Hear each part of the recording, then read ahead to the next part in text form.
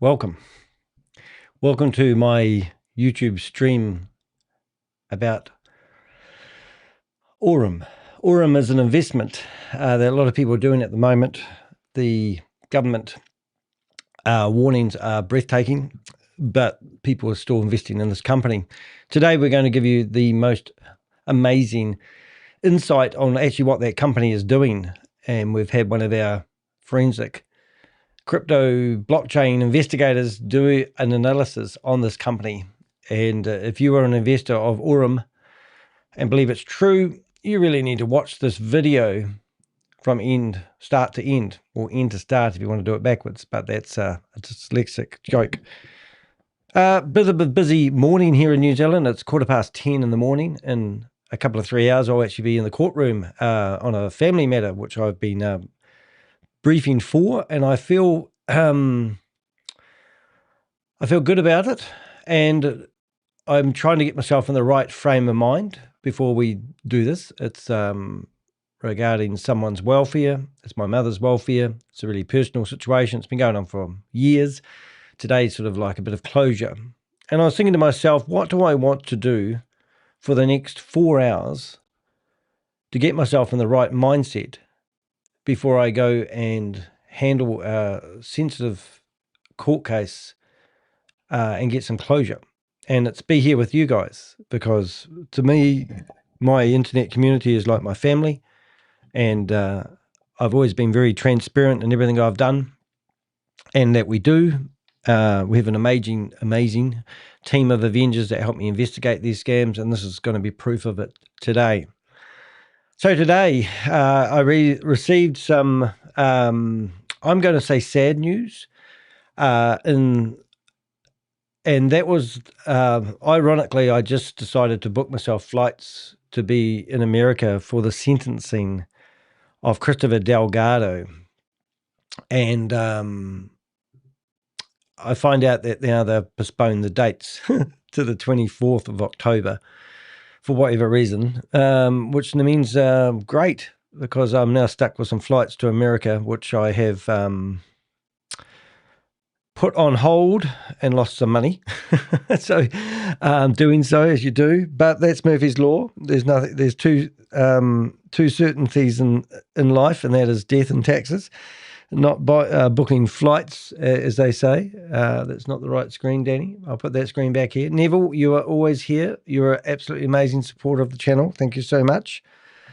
But the sad news that we did receive is there was 3 asset recoveries. And this is for the Christopher Delgado estate. And this is where the government seizes vehicles, and they try to get as much as they can for them to recover the money. So we have a Rolls Royce that most people would love to own. They normally have stars on the ceiling and the like. After reading through the court documents, we realized that they have managed to gather $14,000 to put it towards the estate. So the victims can actually get some money back. And it's just gutting. So the first vehicle, they had finance on the vehicles that they have repossessed.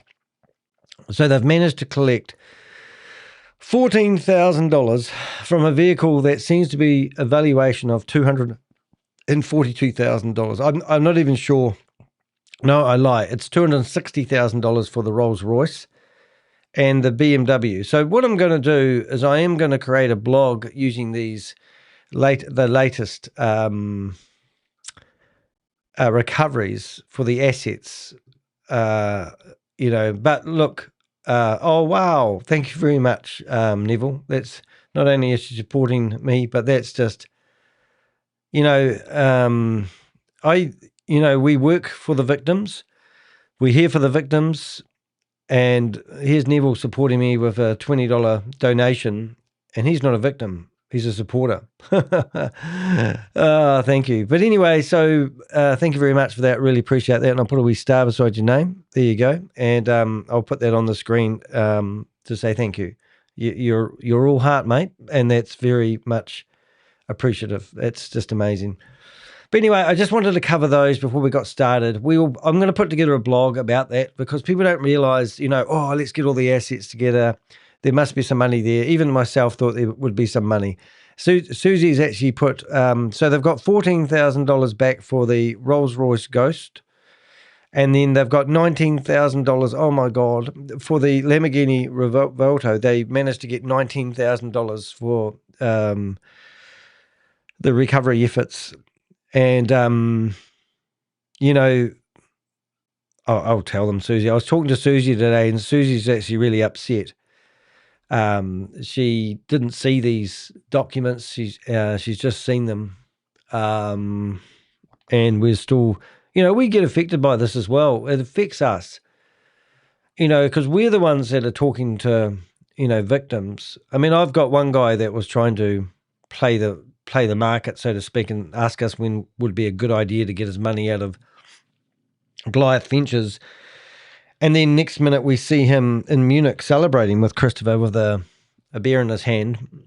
And then we see his proof of claim come in, and he lied to us and told us that he had $100,000 in Goliath. And now I think, if I'm right, he's got a proof of claim in for $800,000. And these are people that were trying to ring us up to find out what was going on so they could find the right time to pull their money out. So these are what we call net winners sometimes. Well, there are net winners out there. So there's a lot of recovery to go on. But if you're sitting on the sunny side up with Goliath Ventures and you think you're going to get away with it, well, it's not going to happen. However, the fact that they have changed the sentencing date to the 24th of October instead of the 8th of October also tells me that this is a very active investigation. And we wake up each morning and we look at it and go, oh my goodness. Anyway, as I said, I've got 4 hours of my life to be sitting in a courtroom. I wanted to spend at least 2 hours here with you guys before we got started. And yesterday's investigation really made me feel proud of where we've come as Avengers. We are what we call two bob millionaires. Now, my brother's father, my brother didn't know he didn't know the name of his real father, but he didn't grow up with his real father. His real father had nothing to do with him. In fact, my father, which was Bruce Charlesworth, who was a alcoholic and also chain smoker. When I met my father for the first time, it was when I was 14 years of age. And he was coming down from Auckland to go to my brother's wedding. And that was the first time my father introduced himself to me, and he held out his hand. Well, he didn't hold out his hand. I think he wanted to give me a hug, but I held out my hand and gave him a handshake. The next time I met my father was when I was 23 years of age. And I didn't have any feelings for him. His name was Bruce Charlesworth. My name was Danny Charlesworth at the time. My mum remarried. My stepfather's name is Robert DeHeck. When I was 9 years of age, my father decided he would take his own life. So my real father never really meant anything to me, even though I had one. So when I did meet my real father, he was packing a pistol in his back of his trousers. He owned a pub in the North Island where the bikies used to frequent, and he was like a gangster guy. And I was meant to go there and pretend I had this relationship with my father that I never even knew. But anyway, at the age of, I think he was 63 years of age, he actually died of lung cancer in hospital. My sister, who was a druggie, who also died, took her own life. But before she took her own life, she spent time with my real father. And a week, she was a heroin addict, druggie in the whole 9 yards, which is, to today's hearing, is my nephew, which is my sister's boy, has control of my my mother's estate. My mother is in a secure dementia unit, still believing Jehovah like it's the best thing since sliced bread, and has a very bad memory, unfortunately. But anyway, I'm going there to speak for my mother today, because my nephew has not done good in my eyes, looking after her welfare. So we're going there to help my mum's welfare. That's sort of the curly part of it. But anyway, my sister, who was a druggie, went to see my father a week before he died, and my father disowned me and said I was a bastard child. So just when you think your childhood is normal, or you may have a real father and you find out your father's dying of lung cancer because he's a chain smoker and an alcoholic. He disowns you. So it couldn't really get farther. So our family is not really a family. So I find like I have other people in my life which I call family, and I also I'll give you the whole story about it. I was brought up in a religious cult. I was born into the Jehovah's Witness religion, basically at the age of 2.5, and I had all amazing friends in that religion. So at the age of 23, I had premarital sex with my girlfriend, and then because of that, they felt that I weren't repentant, and because of the stuff that was going down with my sister, they decided to kick me out of the organisation. So basically, at the age of 23-ish, I lost everything. My friends that I grew up with, and I've had to make my own way in the world. At the age of 40, I went through a messy divorce, like a lot of us do. But the very next day, I got a burst appendix and it got infected a week or so later, and I survived that as well. So I feel like I'm the king of starting over. Now, I've traveled to 35 countries. I've had a business that I started from zero and turned over $500,000 in a year and took home a lovely wage of $275,000 in 1 year. I've built myself a house in the country with a satellite on the dish, had my own indoor target shooting range. My wife had a 40 by 40 A-grade jumping arena. We had horses, we had floats, we had convertible cars, we had brand new V8 cars. I've driven 10 brand new cars in a row. I leased them. I own the car I've got now, but it's not flashy. I have nothing. Absolutely nothing, no assets except my car. That's not nothing, there's a car. And, that's how I live my life. But every day I get sitting here and I'm thinking there's no shortage of scams to help people with. I've just been corresponding with an individual who's invested $250,000 into a scam, which I believe is a scam. He said that some celebrities are backing it, so it can't be a scam. I've warned him to get his money out as quick as possible. He's decided to wait until his trades finish, and the people who I believe are scamming him have said to him that there's no problem giving his money back, but he's going to leave his money there now because they've said that he thinks it's okay, and there's no urgency. And I'm thinking, oh my God, there's another guy that's going to lose $250,000. He didn't even pay $100 to talk to me, even though he wanted to talk to me to find out whether it was a scam or not. So when I was talking to him, he decided he would do the right thing and he bought $15 worth of coffees for me. But in the meantime, I'm saying to the guy, get your money out. You're going to lose $250,000.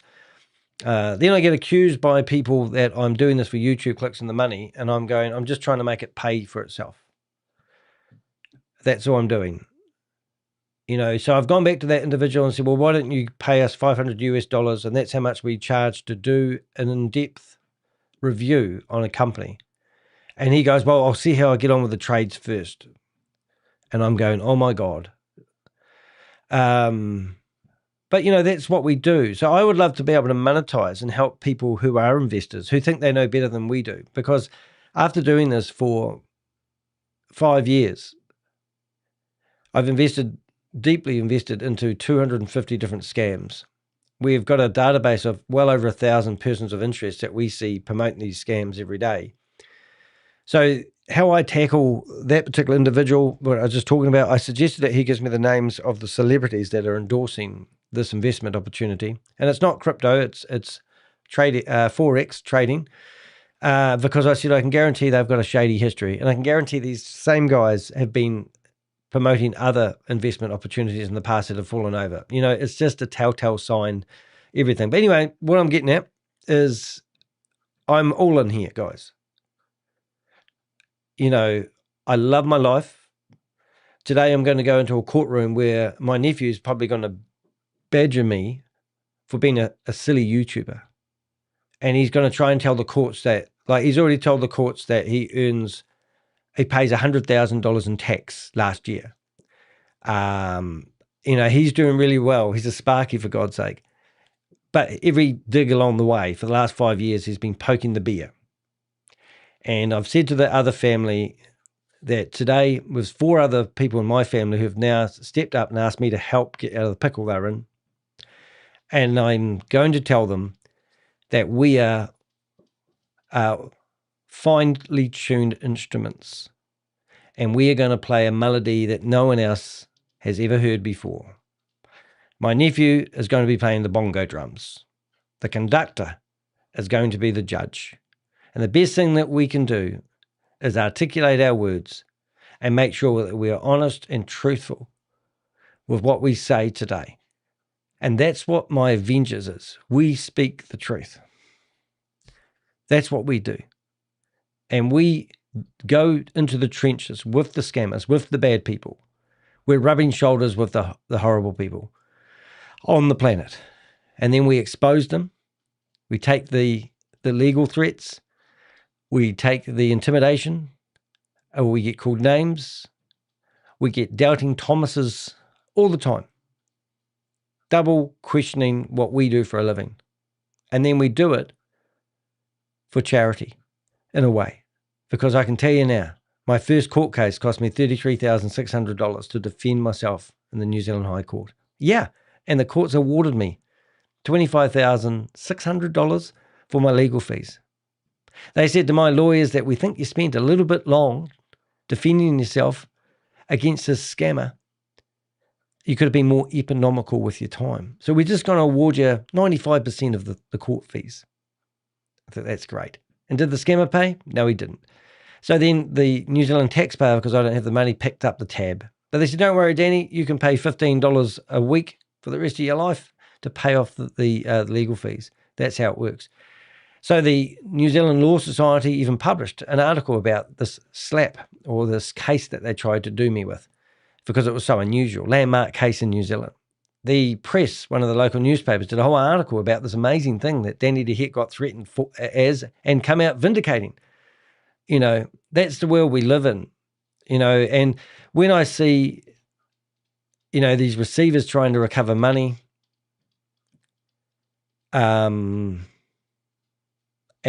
recovering $14,000 and $19,000 from $1 million worth of luxury vehicles that some scammer's been using to give you the lifestyle marketing. Look at me, I'm doing so well. If you follow my lead, you'll be the same as me. Something wrong with the world that we live in. That's my speech today. But let's get stuck into it. I've only got a couple of hours to do this one, probably an hour and a half at the very most. But yes, AAA, the Avenger Anti-Fraud Alliance. Ironically, last night I was watching TV and I was watching Queen of Karma. And we were trying to figure out where Queen of Karma gets her music from because it's not quite the same place as me. And while we're watching it, up pops Velvet. And my partner goes, oh, does Velvet also follow Queen of Karma? And I said, we are the Avengers. We all support each other. And it's so nice. Queen of Karma's, you know, got about the same following as I have on the YouTube thingy. And it's so nice to have people in here supporting the work that we do, even if it's not monetary, and just supporting what we do. Because we get out of bed in the morning and I'm thinking, oh my goodness, I've got this to do, that to do, this to do. And I'm just racking my brains on how to make this all come together. Today is really, really interesting because I'm going to show you where we're going as the Avengers and what the AAA, or the Avenger Anti-Fraud Alliance, is all about. And I'm going to show you the power of what we have as the Avengers to expose these scammers. And we're using the technology that they're claiming they're using properly to expose them. So let me get started here. Welcome, everybody. Thank you for joining me. I'm about to dive into what we believe is one of the most important investigations I've ever published this year. Over the past several weeks, I've reached out to AURUM, I don't know if I'm saying that right, I don't care, Foundation, and it's rebranded. Now, this one I definitely can't say. NEYRO. NEYRO. Isn't it unusual? A company has rebranded itself already. Why would they do that? Anyway, I reviewed presentations, examined regulatory warnings, followed the marketing, studied the compensation model, and most importantly, worked alongside Crypto G, one of the unsung heroes in the Avengers network, who's carried out an independent blockchain forensic analyst. This isn't a broadcast built on rumors or opinions. It's built on evidence. Together, we've followed the blockchain, examined the smart contracts, and asked the simple question that every investor deserves the answer to. If the AI trading bot is generating all these profits, where is the independently verifiable evidence that it's actually trading? Throughout this live, we'll walk through the investigation step by step, examining the blockchain evidence, review the people promoting the opportunity, and compare the marketing with what we actually are able to verify. If you're already involved in AURUM Foundation, or that new name that I can't read already, NEYRO, is it NEYRO? NEYRO. Oh, look at that, NEYRO, just say it as you see it. Or you're considering investing, I encourage you to keep an open mind. Now, when I say that, I don't mean that lightly, because as I have mentioned many times in my lives, I was brought up in a religious cult, and I would literally believe the elders, the ministerial servants, or people I spoke to within the community I was part of. I would listen to every part of what they said, because even if people told me otherwise, I had a different opinion. So people would say, are you open-minded? Of course, as long as it was in the same mind that I taught. So really, you need to listen up. If you've got money in here and you think you're clever and you know something I don't know, you are wrong. You are being scammed. And I will bet all your money if you want. Well, I won't, but I haven't got the money to do so, so it's a silly claim, Jenny. But what I'm saying is you are getting scammed. Any money that you have made, if you're a net winner and you've got your seed money out, then you're playing with stolen money from other investors, because it's a Ponzi scheme. My goal isn't to tell you what I think. Well, maybe it is. My goal is to present the facts, explore the evidence, and let you make your own informed decision. So let's begin. Hopefully this window will go to the correct one, and it did. So this is my thumbnail here. AURUM Foundation is all over the internet. This is their website. At first glance, it probably looks flashy. They're claiming they're actually a bank. Banks, to claim that they're an internet bank and they're changing the world. Have we all heard it before? You can go through here, aurum.foundation. You will find their website, and it's cram-packed with stuff. Official brokers, partners. Now, you will not find Binance talking about AURUM at all. Partners, well, let's look up the word partners and see what they actually mean by the word partners. It's not what you would think in your brain. A partner, associate, a utility that they may use. You might have a Binance account. You can sign into Binance and give them money. Doesn't mean there's a partnership there. And this is really absolutely bullshit sort of stuff. So you can go through here and analyze the whole website. You can go and find this guy out if you want, research him and all the people that are popping up on the website here. Now, a colleague of mine, which we'll talk about, is Behind MLM. He's done a lot of posts on this as well. This will blow you away. First of all, we do have a song. We've made, and we've used the banjo, because that's what Crypto G loves playing.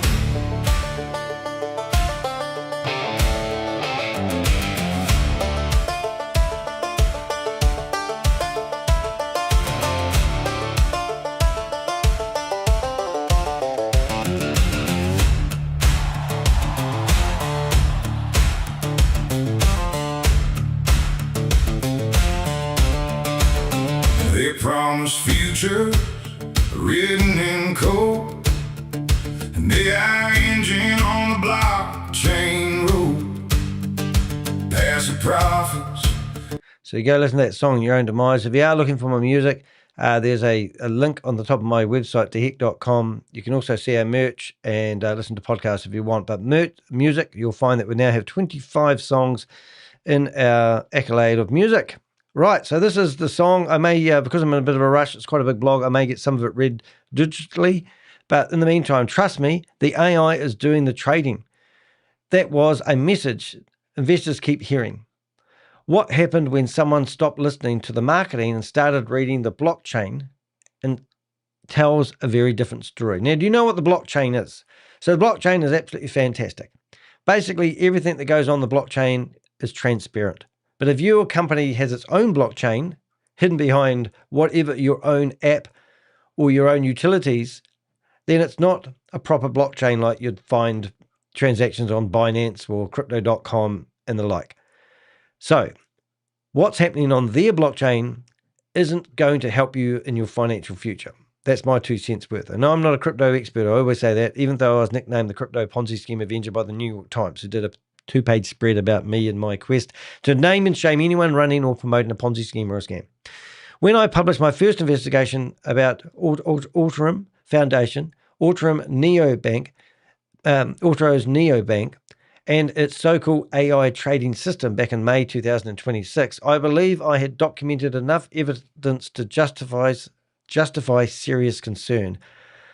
The company was already attracting regulatory attention around the world. Promoters were making extraordinary claims and automated wealth generation, and investors were being encouraged to believe they had discovered the future of finance. Before I published my first investigation, I even received an unsolicited $1,000 US cryptocurrency. Well, it wasn't cryptocurrency payment. It was payment through, it pisses me off. It pisses me off so much, I'm going to fix it right now, because if you do want to support me, there's a yellow button on the bottom here, and it's Ko-Fi. So I received a Ko-Fi. I even gave it a screenshot, and it's still called it Ko-Fi. How do we actually spell Ko-Fi? Anyone know? So I'm going to go back to Ko-Fi. And is Ko-Fi, how do they spell Ko-Fi, ladies and gentlemen? Oh, it doesn't work. Home. Do we have to log out? Maybe if I log out, that might help. I just want to see what they actually call it. More, log out.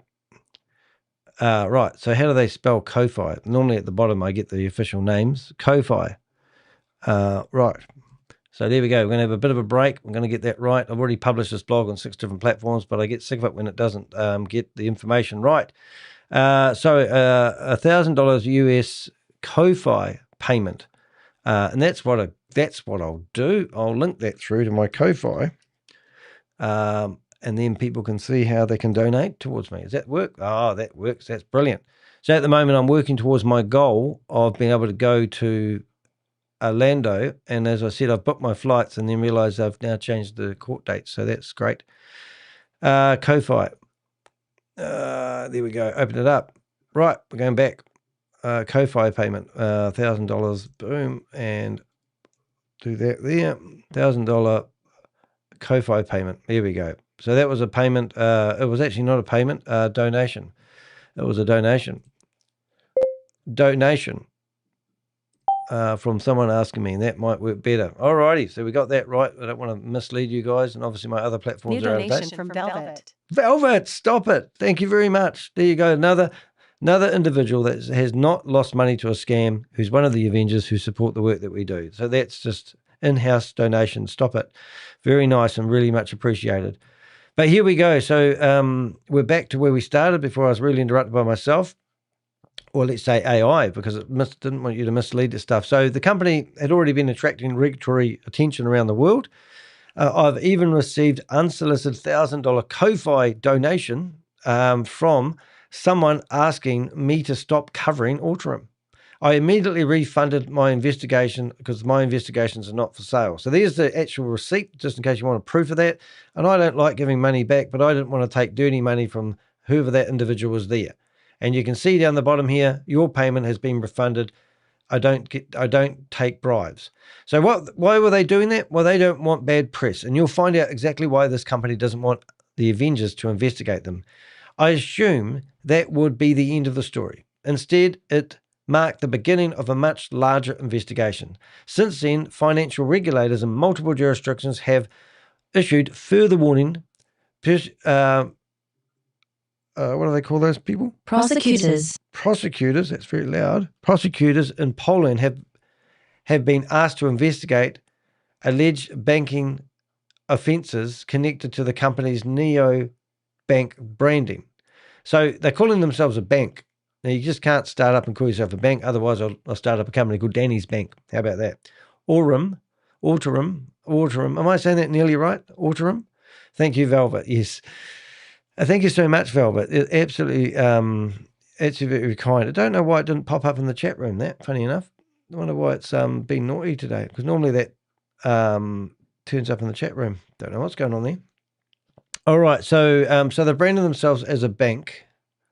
AURUM has rebranded much of its ecosystem under NEYRO name. Now, I am actually kind of curious here whether we actually, if we change that NEYRO, take out the N, and wonder if they've got the same domain names. No, they don't. And I'm wondering if you go .com, have they actually got that domain name? Because I haven't looked up that just while I'm thinking. No, it's a doctor's. Dr. Neuron. Is it Neuron?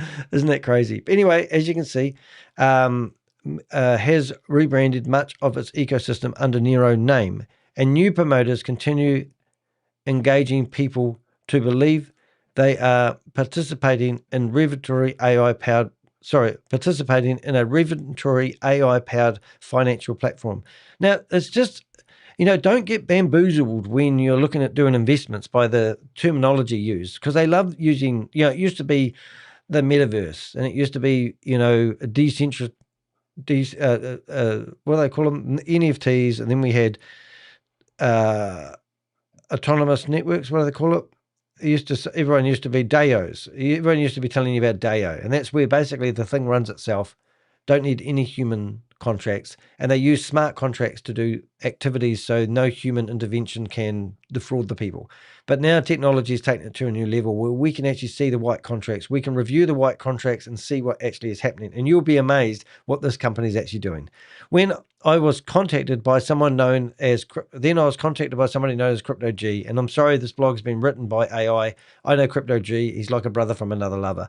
But anyway, I'm telling my story. A member of the Avenger Anti-Fraud Alliance, otherwise known as AAA. Now, we want you guys to come to us and ask us to do these reviews, which we're about to see. Rather than analyzing marketing videos, which are all bullshit, or compensation plans, how much money you're going to get from the thievery that's going on, Crypto G did something far more difficult. He followed the blockchain and examined the smart contracts, traced the wallet activities across multiple networks. Now, that's pretty clever. Now, if you go to my bookmarks, and you'll see that if we go down to blockchain, the Avengers here, all the columns down here are other investigations that we have done in the past.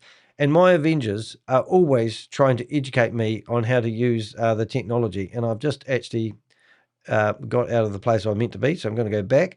So there's multiple blockchains, there's multiple networks, and you can actually trace where things go. Now, let's just say Danny wants to buy something for $1,000 on the internet. A lot of these companies chop that up into $10 lots, and then they transfer it all over the internet, and then they regroup it back together, and it makes it very hard for people to trace. So clever people like Crypto G and Susie and our friend of the channel, which is Zach XPT, you can find him on X, who's actually just recently used our information to track and stop $41.5 million that was being money laundered through a scam called BG Wealth Sharing. He monitored 91 million, managed to stop 41.5 million just because of the crypto wallet addresses that our investigation team actually found, which is really, really cool. And that money was frozen on OKX and also Coinbase.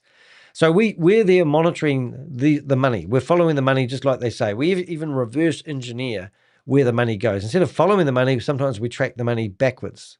And then we find who's behind it and the like. It's really, really interesting. Pixel, go to bed. You're not going outside. There you go. All right, I'm home alone, and Pixel wants to look at me like, oh, can I go outside? Oh, you don't, do you? Oh, you do want to go out. So you're not going to go out there barking, though. Hold on a minute. We might have to actually let the doggy out. Let me play some music while we're there, and I'll just go let Pixel out, and I'll have to come back in a second. Let's go. Actually, what did I... Oh, no, I have to do it. Sorry, Pixel, you're a pain in the bum. Just saying. We're going to go to the music, and we're going to go to... Hopefully, you're following my music. If you're not following my music, download the app. It's real cool. I even listen to it in the car. It's the only music I like listening to. It drives everyone crazy in the car, but I do listen to it. So we've got 25 songs, and I think we do have the AI trading bot. So we'll actually, AI trading bot, is that the one? Is that the one I think it is? Yes, it is. Okay, we're going to listen to this for a bit. Oh, there it is there. And I'll just go get rid of that doggy. Wait a minute. Well.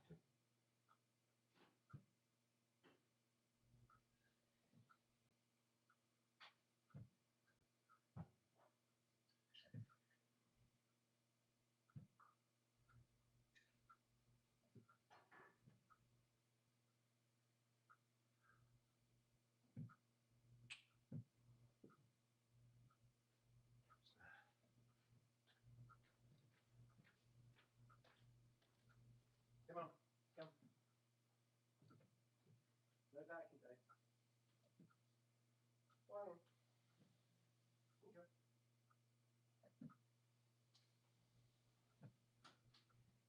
Come in, come in. Oh my God.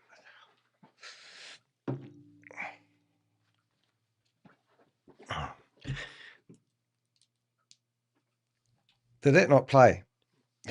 Oh my goodness me. Oh, I'm useless. Blame Ashley. Ashley. Blame Pixel for that. Look, sorry about that, guys. The music, I forgot to press play.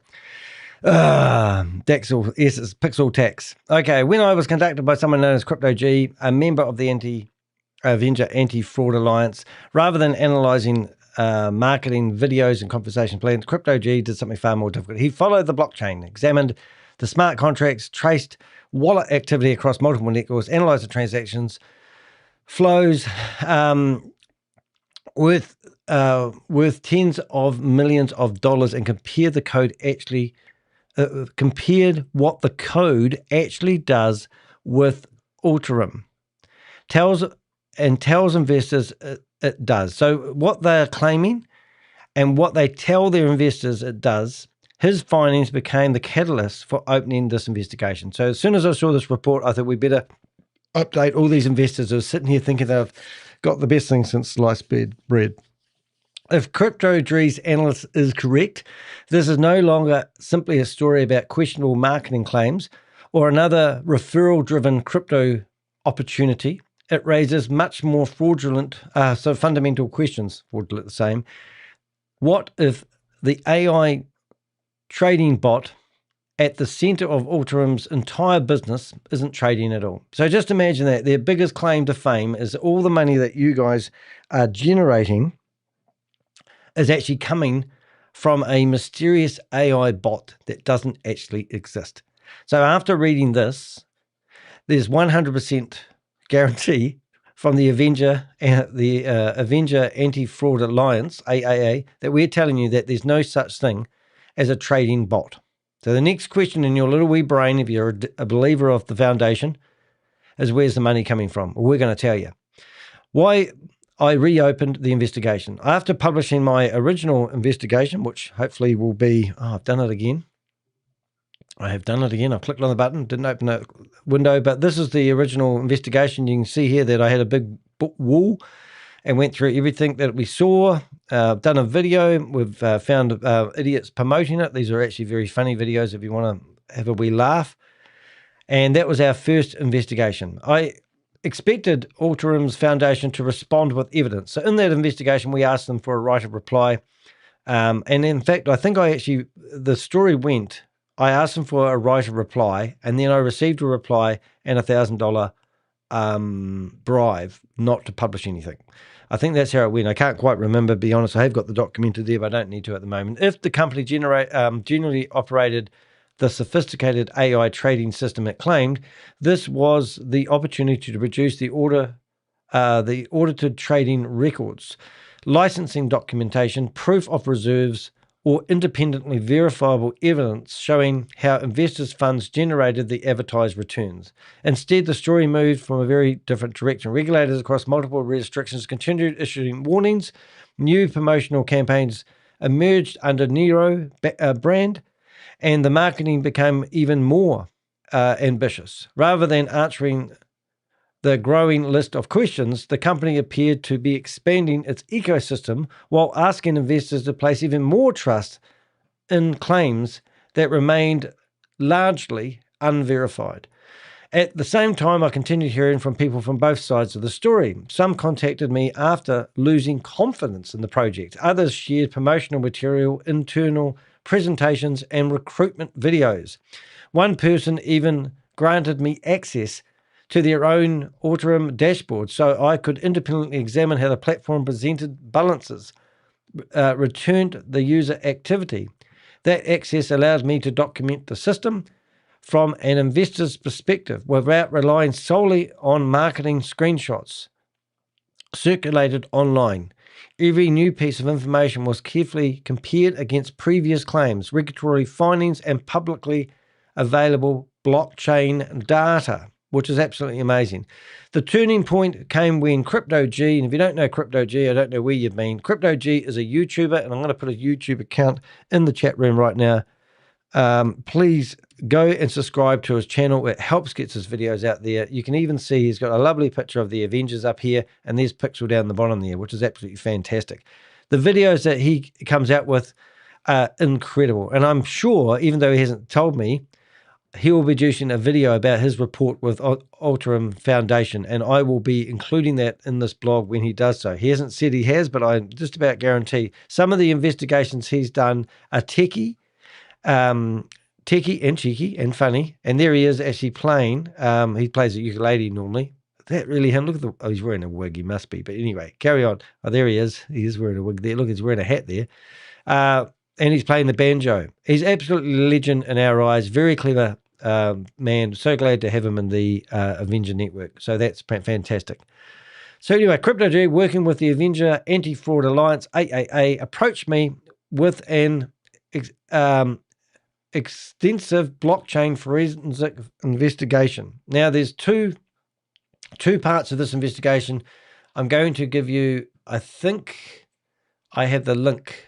I do. So I have the original link, but thank goodness I downloaded this and I have actually put it into a PDF and made it so it's stuck in history. This was the investigation that he gave us on the blockchain and the activity that isn't happening, that they claim is happening. We've tracked $31 million of investors' funds is sitting very vulnerable at the moment and not doing what they claim, not working on trading, put it that way. But he's gone through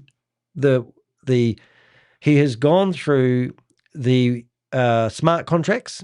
He's read those like he's a genius, owns it like he's a boss, and shown you what these white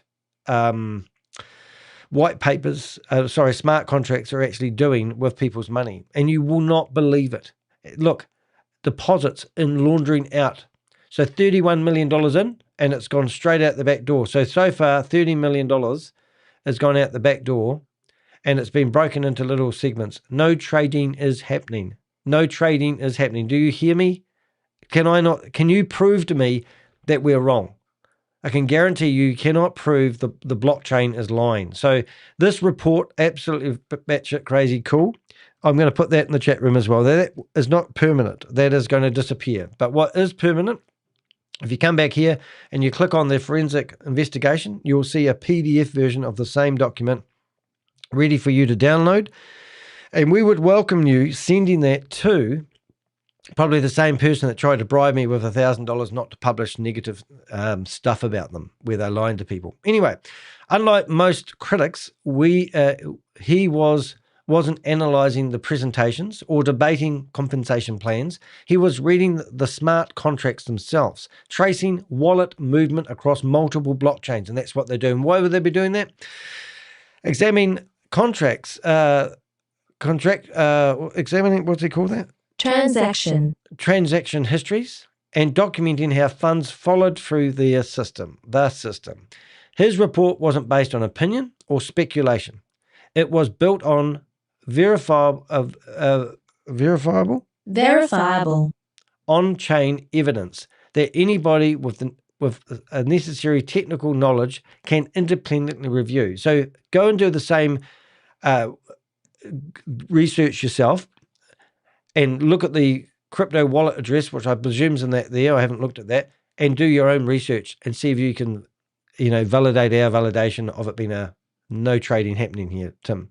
If those findings withstand scrutiny, they challenge one of AURUM's Foundation's most fundamental claims, that investors' funds are being managed by sophisticated AI-powered trading bots operating in crypto markets. It's bullshit. That discovery transformed this from an update to a completely new investigation. The regulatory warnings remain important. The promoters remain accountable for the claims they continue making, and the growing list of public complaints deserve careful examination. At this time, the investigation begins somewhere much deeper. Before looking at the people promoting AURUM Foundation, we first need to examine the technology they insist is generating the returns. Because if the blockchain tells a different story from the marketing, everything built on top of those claims deserves much closer scrutiny. And that's what we're doing. So meet Crypto G. Who is this guy? One of the realities, what's that word, Dan? Realities of this investigative journalism is important leads often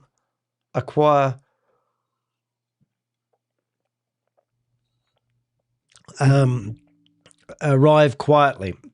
Now, I'm not sure if we mentioned this, but if the person that gave us the initial documentation that we received was anonymous, which they wanted to be anonymous, I received an email, somebody saying they've done an investigation. They've come up with some extraordinary evidence. So we wrote back to them, and then I said, if you've got the evidence, we will use it. Please provide it in everything that you've got. And then I sent that through to Crypto G.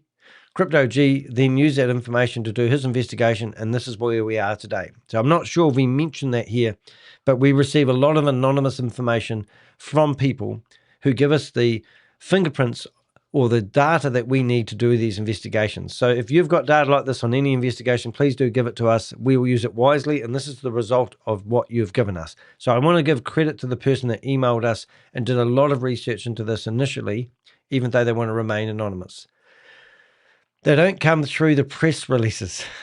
We often talk about being at the bottom of the cliff, helping victims and putting band-aids when they've been thrown off the top of the financial cliff. We're actually at the top of the cliff, and that's what we do. It's cool. People have turned up in Auckland. Anyway, so we're not going to wait until the press do a release. We're not going to wait until the judge finds a victim that's lost $150 trillion, and then we're not going to read the court filings. We are in the trenches, taking these companies on head to head, asking them to validate the claims that they are making to the public who keep investing in these opportunities. So they come from people who have spent weeks or months following the trial because something simply didn't add up. That's exactly what happened when I was introduced to Crypto G, an independent blockchain investigator, a member of the Avenger Anti-Fraud Alliance, AAA, which is part of our association. Unlike many people who contact me with suspicious or personal experiences, it arrived with something far more substantial, a comprehensible forensic report built around verifiable blockchain data. So you can't lie. The blockchain's amazing. Smart contract analysis. Sorry, it's a tongue twister for Danny. Transition histories, wallet tracing, and technical evidence that could be independently examined. So basically all the good stuff we love about the blockchain, Crypto G has used that information to actually show you that this company is a fraud. As I worked through the report, I quickly became obvious that this wasn't another collection of screenshots or anonymous allegations. Crypto G had traced activity across the BNB chain and Tron, identified multiple smart contracts associated to AURUM's ecosystem. So AURUM has created all these smart contracts to do certain things when people get to a certain level or some action happens. Remember those programs that we used to use called if then what? Well, that's what a smart contract is. It's automation when certain conditions are met. And so when you examine those smart contracts, you can see what they're actually doing. Now, a lot of people use smart contracts to give people peace of mind on security. You can't edit these smart contracts. I believe you can't edit any of them. Once they're there, you need to create another smart contract to, it's a chain of smart contracts that are on the blockchain. So it's sort of like, let me just say another way. It's kind of like a city, and you've got all your blocks and all the roads and all the traffic lights. It's all connected to the city now. So to go in there and change the design of your block often can't happen because it's part of the city. So smart contracts, are told to do certain things at certain times. So you've got a green light for go, orange light for you should be about to stop if you can, and a red light means stop. Certain rules happen. They might be synchronized with other green lights around the city so the traffic flow works normally. All this sort of stuff, that's what smart contracts do. They control things without human intervention, which gives people the mind power that something clever is happening, but it doesn't have human intervention. So mapped relationships between wallet addresses, documented fund movements worth tens of millions of dollars, and preserved the supporting transaction hashes and blockchain records. Rather than asking me to simply trust their conclusion, he provided the evidence so that I could follow the methodology and understand how each conclusion had been reached. Where possible, every claim would be checked against publicly available blockchain explorers. So everything that we've done, as far as we can, we've got it here on the platter. You've gone to a smorgasbord. We are the chefs in the kitchen. We are serving you what we have found. If you want to carry on eating this garbage, then do so. But don't say that the chefs who made the food can't prove the ingredients of what you're about to eat. What impressed me the most wasn't that Crypto G was trying to prove AURUM was a scam. He approached the investigation like a forensic accountant approaches company books. He started with the claims AURUM makes publicly. They asked a simple question: does the blockchain support the claims? If AURUM AI trading bot generally analyzes the market, executes trades, and generates profits for investors, there should be evidence of that activity somewhere within the underlying infrastructure that they have. Instead of beginning with assumptions, he began with the code, the contracts, and the movement of the funds. Now, anyone knows that trading requires funds, okay? So that's an easy place to start, you'd think, right? Before publishing anything based on his work, I spent considerable time reviewing the report, asking questions, requesting clarification, and challenging sections that need further explanation. Now, between Crypto G and my anonymous informant, or provider of state, it's sort of AI's, you sort of got Crypto G and my anonymous informant mixed up a little bit. But after giving it all to Crypto G, then he's gone through all the data that we received, and then he's done his own independent report or investigation, looking at the red flags that an individual raised to us. Not that we haven't done this before, but anyway, I just want to be perfectly clear that a little of this isn't quite right because it's talking about Crypto G like he's the third person, but actually it's probably the anonymous person's stuff. Makes sense? Doesn't matter. The end result's going to be the same. Two people out there have said this is a scam. So they could independently review the material. All right. So finding members of the Anti-Fraud Alliance, AAA, so they could independently review the material. Well, that's correct. This investigation is therefore not based on a single assumption, tip of one person or opinion. Yes, there's a team of us. It is based on a growing body of technical evidence that deserves serious public scrutiny. And that's where you guys come in. In the sections that follow, I will walk through the evidence step by step, allow readers to see exactly why Crypto G's analysts become the catalyst for opening this investigation. All right, so following the blockchain. I mean, we say I don't get it all the time, but they give me addresses and I look at it and I go, who's that? What's that money? Where's that money going? What's Ethereum? What's, I get confused. But this is written for layman's to, oh, look at this. Crypto G's in the chat room. Well done. Nice to see you here, mate. Hope I'm doing you justice. Follow the blockchain. That's what he did. Extraordinary claims require extraordinary evidence. I probably say that 10 times a week. And I didn't even know that Carl Sagan actually was the person who come across that quote. That quote came to mind repeatedly as I worked through Crypto G's report. AURUM Foundation isn't claiming to run an ordinary investment platform. It tells the public that its sophisticated artificial intelligence is analyzing global cryptocurrency markets, executing trades around the clock, managing liquidity, reducing the risk, and generating consistent returns. Bullshit. Oh, sorry, got to Ritz. Those are extraordinary claims. If they are true, they should be equally extraordinary evidence to support them. Now, wouldn't you have some form of transparency out there if you're making extraordinary claims? That's what we're getting to. Crypto Tree didn't begin by asking whether AURUM looked legitimate. He started with a simpler question. What does the blockchain show? So let's look at the blockchain. Unlike a website, a webinar, or a glossy presentation, public blockchain records transactions can be independently verified. Now, we all know what marketing brochures look like. When you go on a holiday, you look at the brochure, it looks fantastic. You can't validate it until you turn up at the complex and view it for yourself. So we're comparing marketing versus actual proof on the blockchain. Wallet addresses can be traced. Did you know that? Yeah. Smart contracts can be examined. Yeah, did you know that? So it's a smart contract. Oh, all right. Smart. So smart that humans can't look at it? Incorrect. You can. Crypto G can anyway. Transaction histories can be followed. So we can go back as far as we like to the very first day that anyone put any money into AURUM. We can actually find it. Markets claims, on the other hand, can be written overnight. So marketing is one thing and following the blockchain is another. Rather than relying on screenshots or dashboard balances, Crypto G's assembled a forensic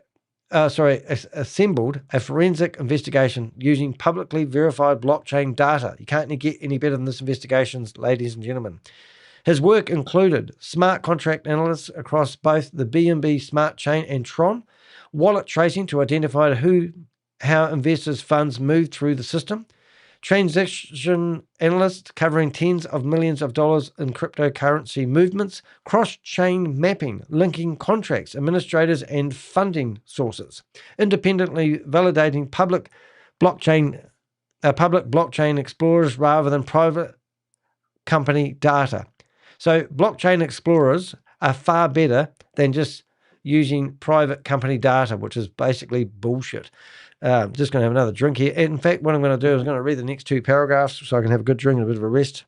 That distinction is critical. This investigation does not depend on trusting AURUM Foundation, trusting Crypto G, or trusting me. The evidence can be checked by anyone with the technical knowledge to inspect the same contracts and transactions. Blockchain technology is often promoted as transparent. In this case, that transparency became one of the most valuable investigative tools available. Yeah, so what we get, ladies and gentlemen, is we get people that are promoting the platform coming in here sometimes, posting comments underneath our videos, which we do love, and they basically tell us we don't know what we're talking about. Well, you guys are the investors, you're the guys with the money, so in fact, the one with the gold makes the rules.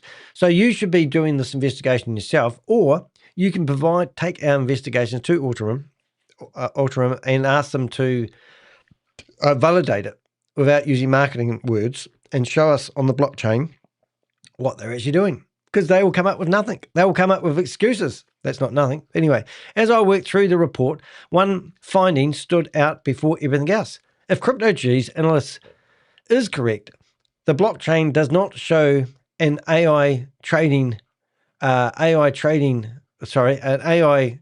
engine buying and selling assets on behalf of investors. Instead, it appears to be showing something different. I'm sure you're going to be interested to see what it's actually doing.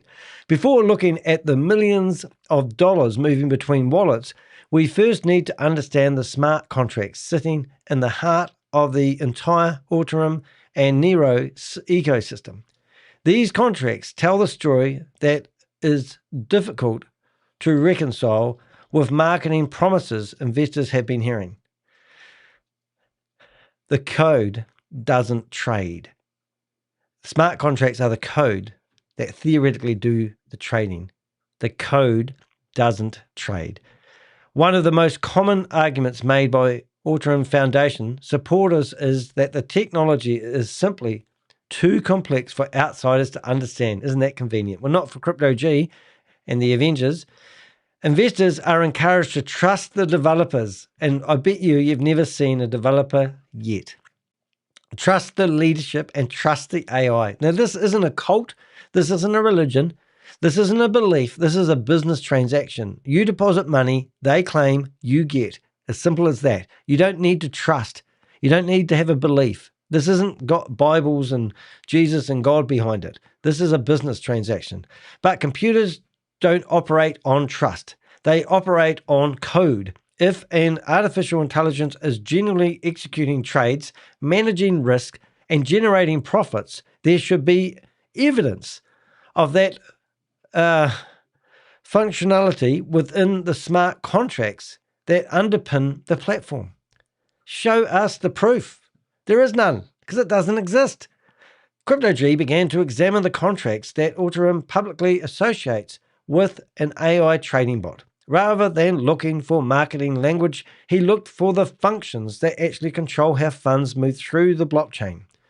His objective was straightforward: identify where investors' deposits go, determine who controls those funds, and establish whether the contract contains the mechanism capable of carrying out automated trading. Okay, are these smart contracts that smart? Show me the trading functions. That's what he's looking for in the white contract. I can see him sitting there with his banjo, reading the smart contract, looking for the functions. I mean, imagine this, all right? You've got yourself a flash car, and it's the fastest car on the planet. It goes 400 miles an hour. And then somebody says, where's the engine? And you are looking around the car and go, I don't know, isn't it in the front? And you lift up the bonnet, and there's no engine. So you lift up the fronnet, whatever the other back thing is, and there's no engine. If there's no mechanics, I'm not going to buy a car that goes 400 miles an hour without any proof of any engine. And that's what we've found, the trading functions in the smart contracts. Do they exist? That was effectively the question driving the entire analysis. According to Crypto G's report, the answer was unexpected. Well, not for me, but maybe for you. Instead of finding code that interacted with cryptocurrency exchanges to execute trades on behalf of investors, he concluded that the contracts primarily performs a much simpler task. Love this one. Accepting deposits, directing funds into liquidity pools. That sounds familiar. He found no independently identifiable trading logic that would support AURUM's public claims of AI-driven market activity. Liar, liar, pants on fire. While the contract contains administrative functions allowing authorized parties to manage assets, the report argues, is that right? Argues. Oh, it does argue. The report argues it does not contain the sophisticated trading mechanisms investors are repeatedly told are generating daily returns. So if you don't know how to read a smart contract and you're invested in a company that's using smart contracts, you need to pull your money out. And you probably won't be your money, it'll probably be some new investors' money, just saying. If that assessment is correct, the implications are significant. AURUM's public narrative: AI analyzes the markets, execute profitable trades, and shares the profits with participants. That claim is bullshit. Crypto G's blockchain analysis: the examined smart contract contains no observable trading logic consistent with those public claims. So that too conflict. Hey, no barking. Right, and that doesn't. Just for a minute there, I've got to go and shut a door before my dog goes out barking. So we'll put the music on this time. And that's. Do you like the music, Crypto G? This song, it's just for you.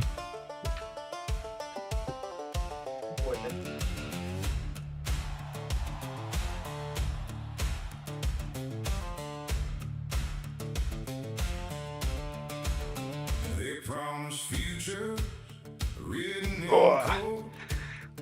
An AI engine on the block. Do you like that? It's pretty good, isn't it? Anyway, let's carry on. I haven't got too much time. I've got about 15 minutes at least, so that's good.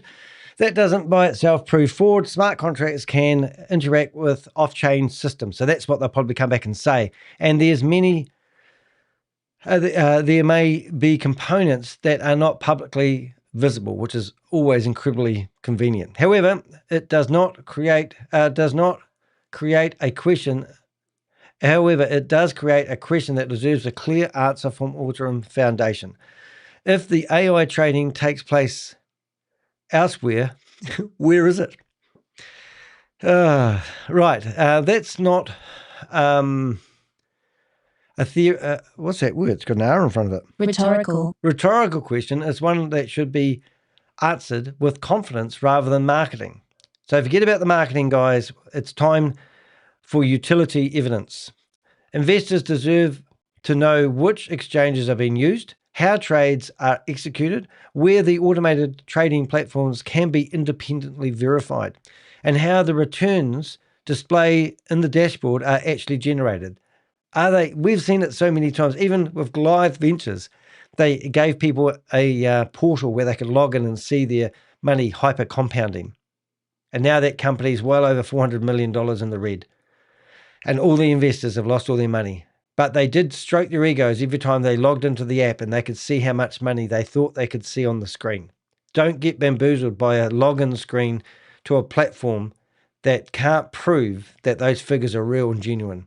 Now, the answer to that question often is, but I have withdrawn money to test the platform. Well, that's how Ponzi schemes work.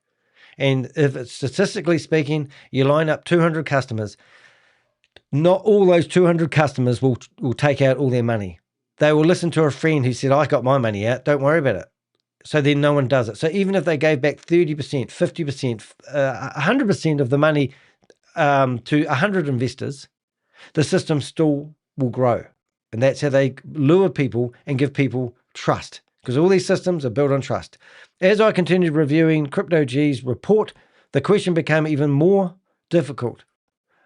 The questions became even more difficult. The absence of visible trading logic was only the beginning. The next stage of the investigation followed the money itself, tracing tens of millions of dollars as they moved from investors' deposits through the network of wallets, revealing patterns that demand much closer scrutiny. Follow the money. Finding no obvious trading logic in the smart contracts was a significant discovery, but it didn't answer the most important question: where did the money actually go? A smart contract only is one piece of the puzzle. So remember, we've got a 1,000-piece jigsaw puzzle here. We often don't have the picture on the cover, and we have to find all the edges, straight edges, all the color bits, put them together, and we build an overall picture pretty quick. The blockchain also records every deposit. Another pieces of the jigsaw puzzle that look all the same. Every transaction and every withdrawal. Unlike promotional videos or dashboard balances, those transactions cannot simply be edited after the fact. They leave a permanent trail, and that's why we love the blockchain. So app one thing, blockchain another. Crypto G followed the trail. Using publicly available Blockchain Explorer, the transaction data, he mapped the movement of the funds through the AURUM system. Rather than looking at handful of isolated transactions, he analyzed the broader flow of capital, identifying the wallets receiving investors' deposit, the addresses controlling the contracts, and the destinations where the cryptocurrency ultimately was moved. All right, so I want you to have a look at the actual report here. My PDF probably won't give it justice, and I've just lost my mouse. Have I? Really? Really? I have? Now we have to plug in mouse. How inconvenient. What a good time to lose. I don't actually have a mouse. I have a ThinkPad. Oh, anyway, I'll get that back. Oh, there it goes. Now I want you to have a look at this. And if you go down to, that's not what I want to look at, Danny. I want to look at the actual, it is here. So if we go to here, this thing here, look at this. Alrighty. Okay, so that there is pretty funky. So that's actually looking on the blockchain and looking where all the money is actually going, right? So what we're looking for here in that investigation is actually seeing what's happening with the money. So let's just say you go to the bank and the bank says, The money's going to be used to paint the town pink. But there's no evidence of the money actually ever leaving the bank to buy the paint to make the town pink.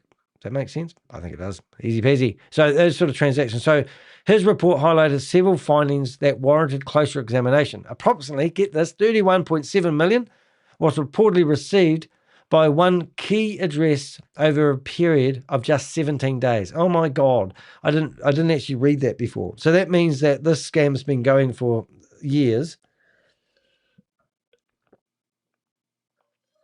And just within 17 days, 31 million. So this is a massive scam. So this could be a $400 million scam. Is that what I'm reading? Those funds were collected through more than 120 incoming transactions. Oh, that's so sad, because that means there's people investing in the last 30 days that will probably guarantee lose their money before reimbursements. So roughly 30.5 million was what's that word? Subsequently. Transferred out across hundreds of separate wallet addresses. The report identifies common funding sources linking multiple contracts within the AURUM and NEYRO system. Those figures, if independently verified, raise obvious questions. Large volumes of money moving through the blockchain wallets are not in themselves evidence of wrongdoing. Legitimate businesses process substantial transactions every day. The critical question is what economic activity those transactions represent. If investors are being told that their deposits, Pastor Rob, I'm on a bit of a time thing here. Pastor Rob, he's gone. That's good. It's good to see you come and go. All right, let me get this right. There's my chain of thought there. Should reveal evidence consistent with the explanation. If instead funds are primarily being collected, reimbursed or pooled without observable trading activity, investors deserve to understand exactly how the advertised returns are being generated. So I didn't say that very well. And in fact, I'm going to say it well. I'm just going to get that read, but I'm going to explain it. If investors are being told their deposits are actively traded by artificial intelligence, the blockchain should reveal evidence consistent with that explanation. If instead funds are primarily being collected, redistributed or pooled without observable trading activity, investors deserve to understand exactly how the advertised returns are being generated. All right, ladies and gentlemen, let me explain that in Danny's brains. I run a bank. You've walked in with bagfuls of money and you've put them in the bank, and the bank said, we're going to invest that money and it's going to give you amazing returns on your investment. But what happens is when they go and put the bags in the safe, there's another guy who walks straight out the back door of the bank and he's distributing the money to give investors peace of mind that they are getting returns on their investments. So that's Pastor Bob again. Pastor Bob, are you there this time? I've only got a few. Hello, Mr. D. How you doing? Now we're going to stay on topic today because I'm on fire and you're more than welcome to be here, but I'm very limited on my time today. Have you got any updates on this scam? Which one is this? Which one we're looking at? If you don't know Bob is called Larry Lane. He's one of our Avengers. And every Christmas we play his playlist of all the people he's rang up trying to warn who think they're not getting scammed. This one's called AURUM Foundation. The one that they said they're going to sue you. Oh yeah, that was funny. Oh, they gave me $1,000 and then I refunded it back. So we have had fun with the guys. Remember those two? What do they call those two idiots? Yes. That guy, he was young. Go into the washroom and just watch us. This is going to change your life. Why? Colorado Springs. Yeah, they're nut jobs, absolute nut jobs. But the funniest thing, I caused so much disruption in that Zoom meeting, it was just priceless, to be honest. I'm sorry. Cryptex I gotta apologize. You took the blame again today? Cryptex. Yep, for Cryptex. Oh, brilliant. You've done really well with that one. I've been extremely busy at the moment, but people don't know who we're talking about. There's this lady who thinks she looks like a pastor. I call them pastor, a parish, and she's like a minister. But you have been cryptics is people. I don't know what is it with people, but they just can't not get scammed. So we've got this lady. I actually spoke to somebody about cryptex. I was like, so you're basically BG Wealth, but with a different background and a different name. Yeah, You're still doing 4 trades a day, and it's like she refuses to show the trade. I'm like, why won't you show the trades? And the guy's like, well, they're a startup. I'm like, okay, man. yeah. Even a They're a startup would show startup. that. Oh, mate. Like we say to people, we can show you 250 startups that never got. What do you call a startup once it doesn't get started up? What do you call that? Failed. But like I was trying to explain to the gentleman, I'm like, a startup shows you, like, hey, this is the risk. If there's any major investors so far, here they are. You know your risk. Yeah. So with this one that we're looking at the moment, Bob, I did a search on Behind MLMs, who's normally the first person to alert people. Trader's Domain, you should see this one here anyway. I'm getting distracted myself. I can't get distracted when push for time. But when you go back to... Totally arresting people on Trader's Domain. So like every other week, like people are settling in. So I'm like, I wonder how long until they catch up to Megan Lynch on that one.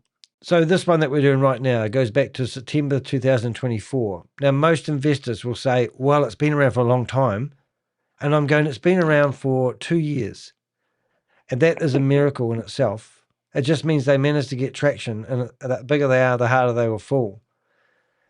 And now since then, that's the 11th post that Oz has actually done on this scam. And it just goes on and on. But time like 2 years doesn't mean it's legit. It just means it's taken, a long time to get going. I always hear that excuse. Well, it's been around. I'm like, yeah, how long was Madoff scamming for? Yeah. Over 5 years. So according to all of you, that was legitimate.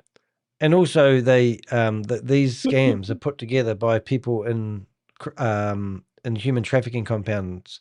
They have people producing websites, giving them to normal people in the real world to promote them. And if we're talking about AURUM and we can watch 31 million in 17 days, I mean, they're talking millions of dollars. And that's why they can afford to build these cities where they get people to work under slave labor.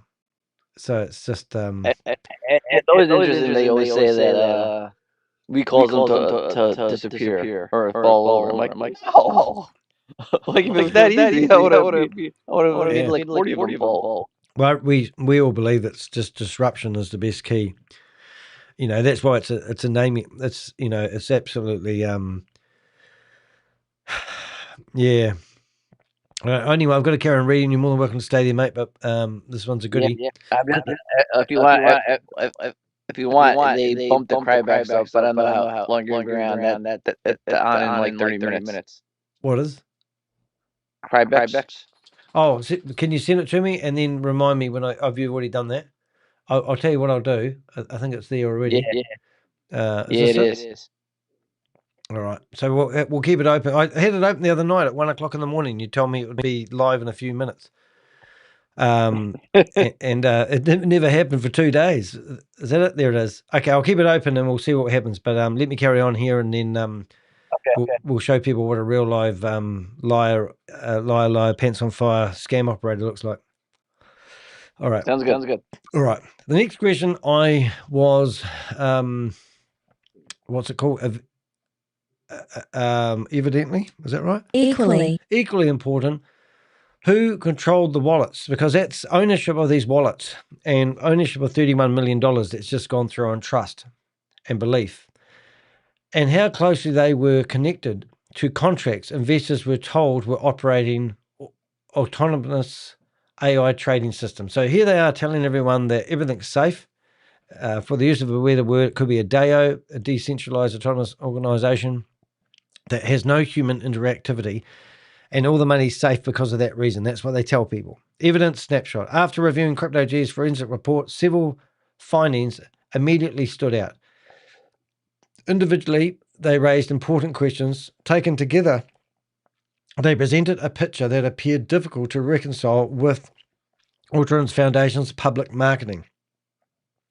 Crypto G's key observation: no identifiable AI trading logic within the smart contracts examined.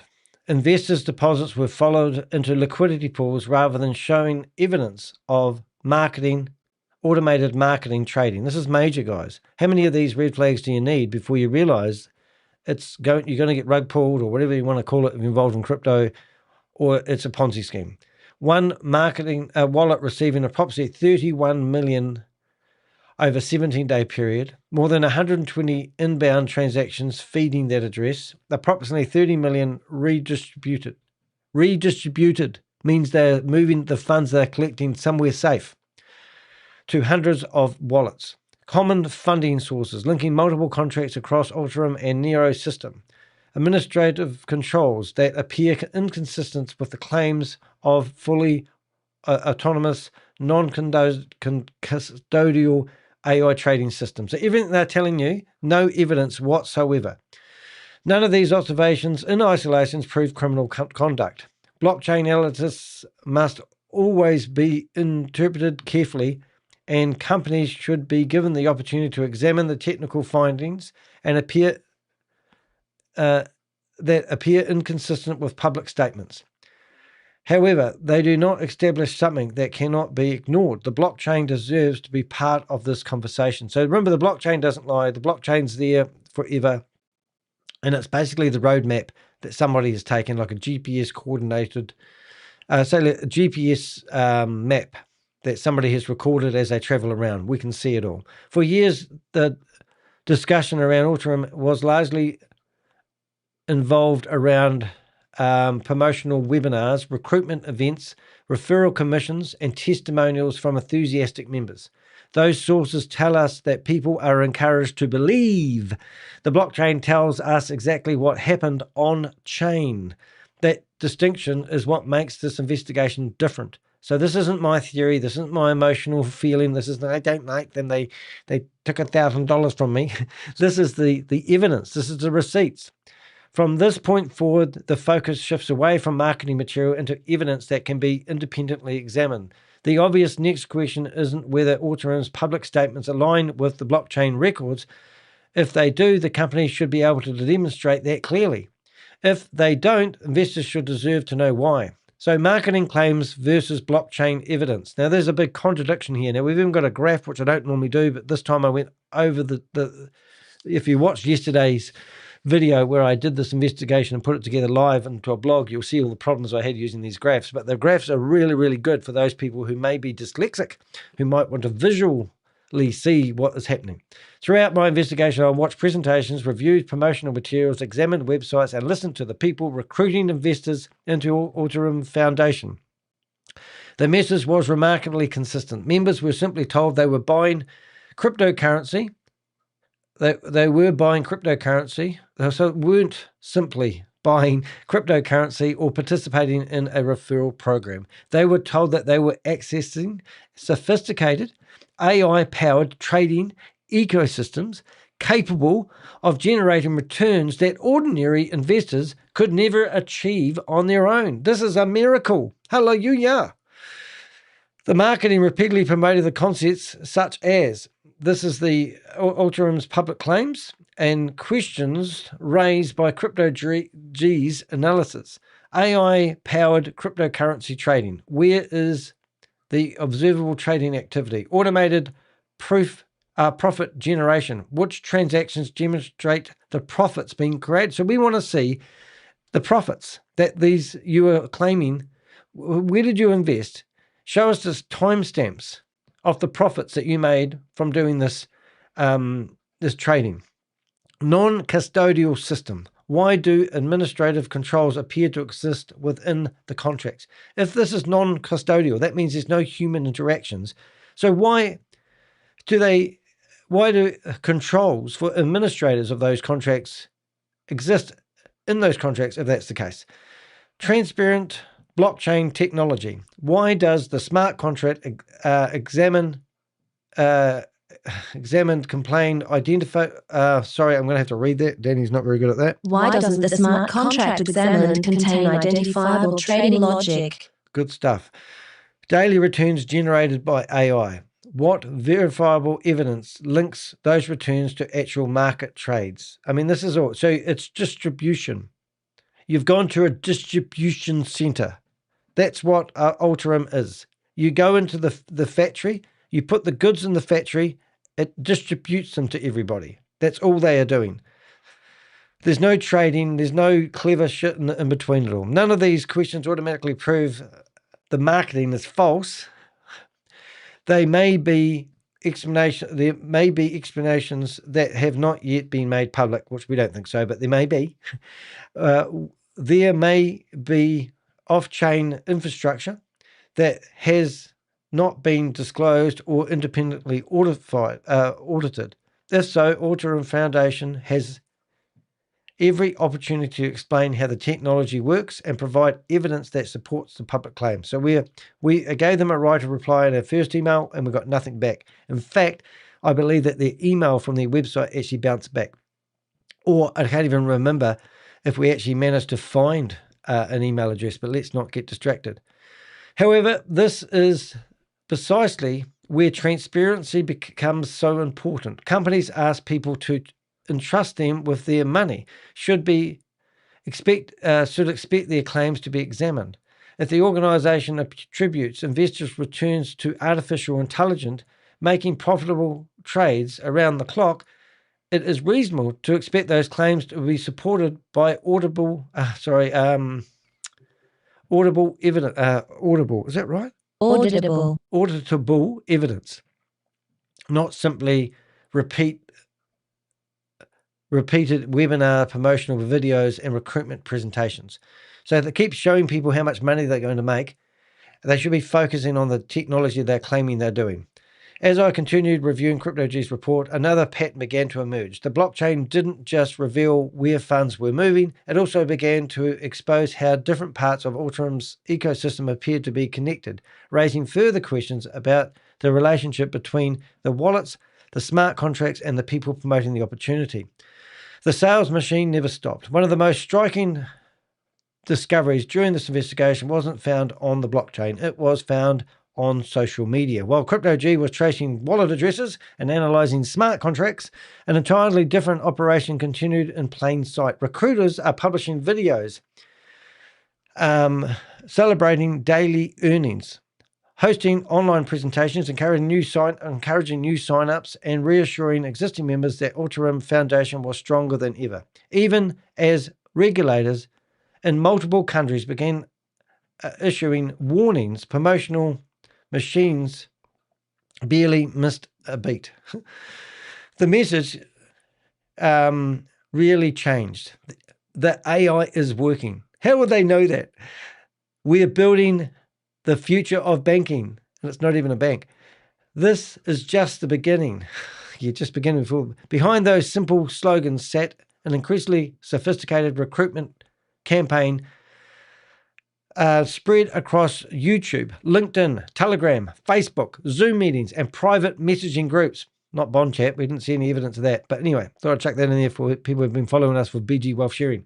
Rather than focusing on technical explanations of how AI supposedly traded, the emphasis shifted towards lifestyle, community, fear of missing out, FOMO they call it.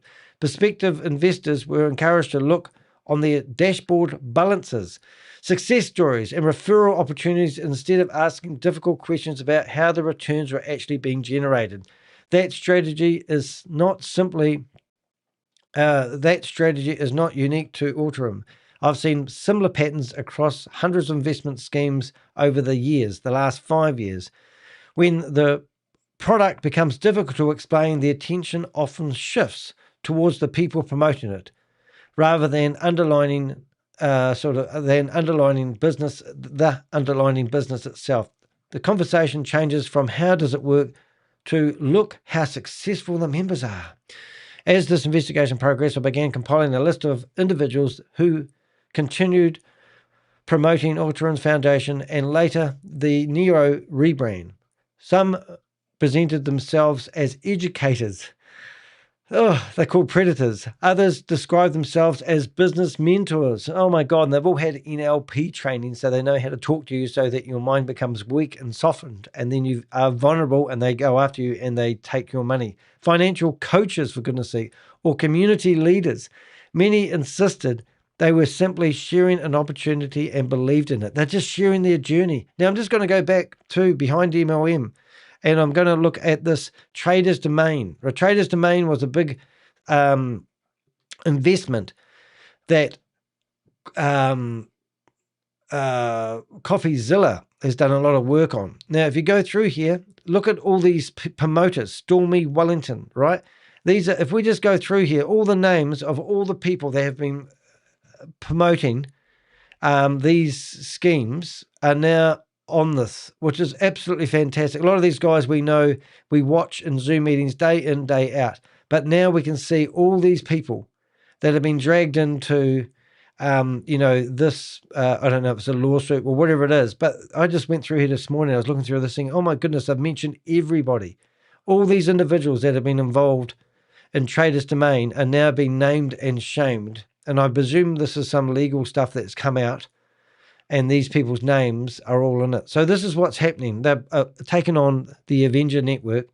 Basically, if you come to here, this is the Ponzi schemes and scams that we investigate. If we come to the persons of interest, we have over 1,000 individuals that we've got in our database that are either promoting, running, or lying to people and promoting opportunities the same as this. It's just absolutely batshit crazy.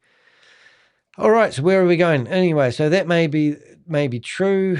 All right. However, since regulators begin publishing warnings and serious questions emerged, once regulators begin publishing warnings and serious questions emerge about the underlying technology, continuing to recruit new participants carries greater responsibility. So these promoters that we talk about, that all these warnings come out and they use what they call willful blindness. They turn a blind eye to it. They don't want to know about it because they're too busy promoting it and getting the commissions. At that point, promoters are no longer introducing people to an unknown opportunity. People are fully aware of what they're doing. They are introducing them to an opportunity that has already attracted public scrutiny. The remainder of this investigation examines many of those individuals who claims claims that they made and the evidence available at the time they chose to continue promoting AURUM Foundation. So right now, if you're in a Zoom meeting and someone is promoting AURUM Foundation to you, they are already doing the naughty thing because they are promoting something which they've got more public warnings that you can shake a stick at. Even New Zealand FMA has done it. We'll find out in a second. Some have remained silent when others ask questions. Others have doubled down. A few have quietly shifted their focus to NEYRO. Now, NEYRO is basically the new version. They're using a new name so they can have another go, and then all the warnings that have come out will have to update their warnings with their rebranding. This is just another day in the office for the Avengers. NEYRO presenting itself as the next revolution to the same ecosystem. It's the oldest trick in the book. Whether they realize it or not, they are part of this story. Willful blindness is not going to save you. The regulators began to take notice. For years, AURUM Foundation presented itself as a revolutionary financial ecosystem built around artificial intelligence, digital banking, and cryptocurrency trading. Supporters pointed to the growing membership numbers, international events, and expanding product offerings as evidence that the company was all on path to becoming a global financial institution. Regulators saw something different. One after another, government agencies responsible for protecting investors began publishing warnings about AURUM Foundation, its associated websites, and its promotional activities. All through each regulator used its own legislative framework and terminology. A common theme emerged. So each country will have its own laws. Each country will have its own warning degrees that they go to.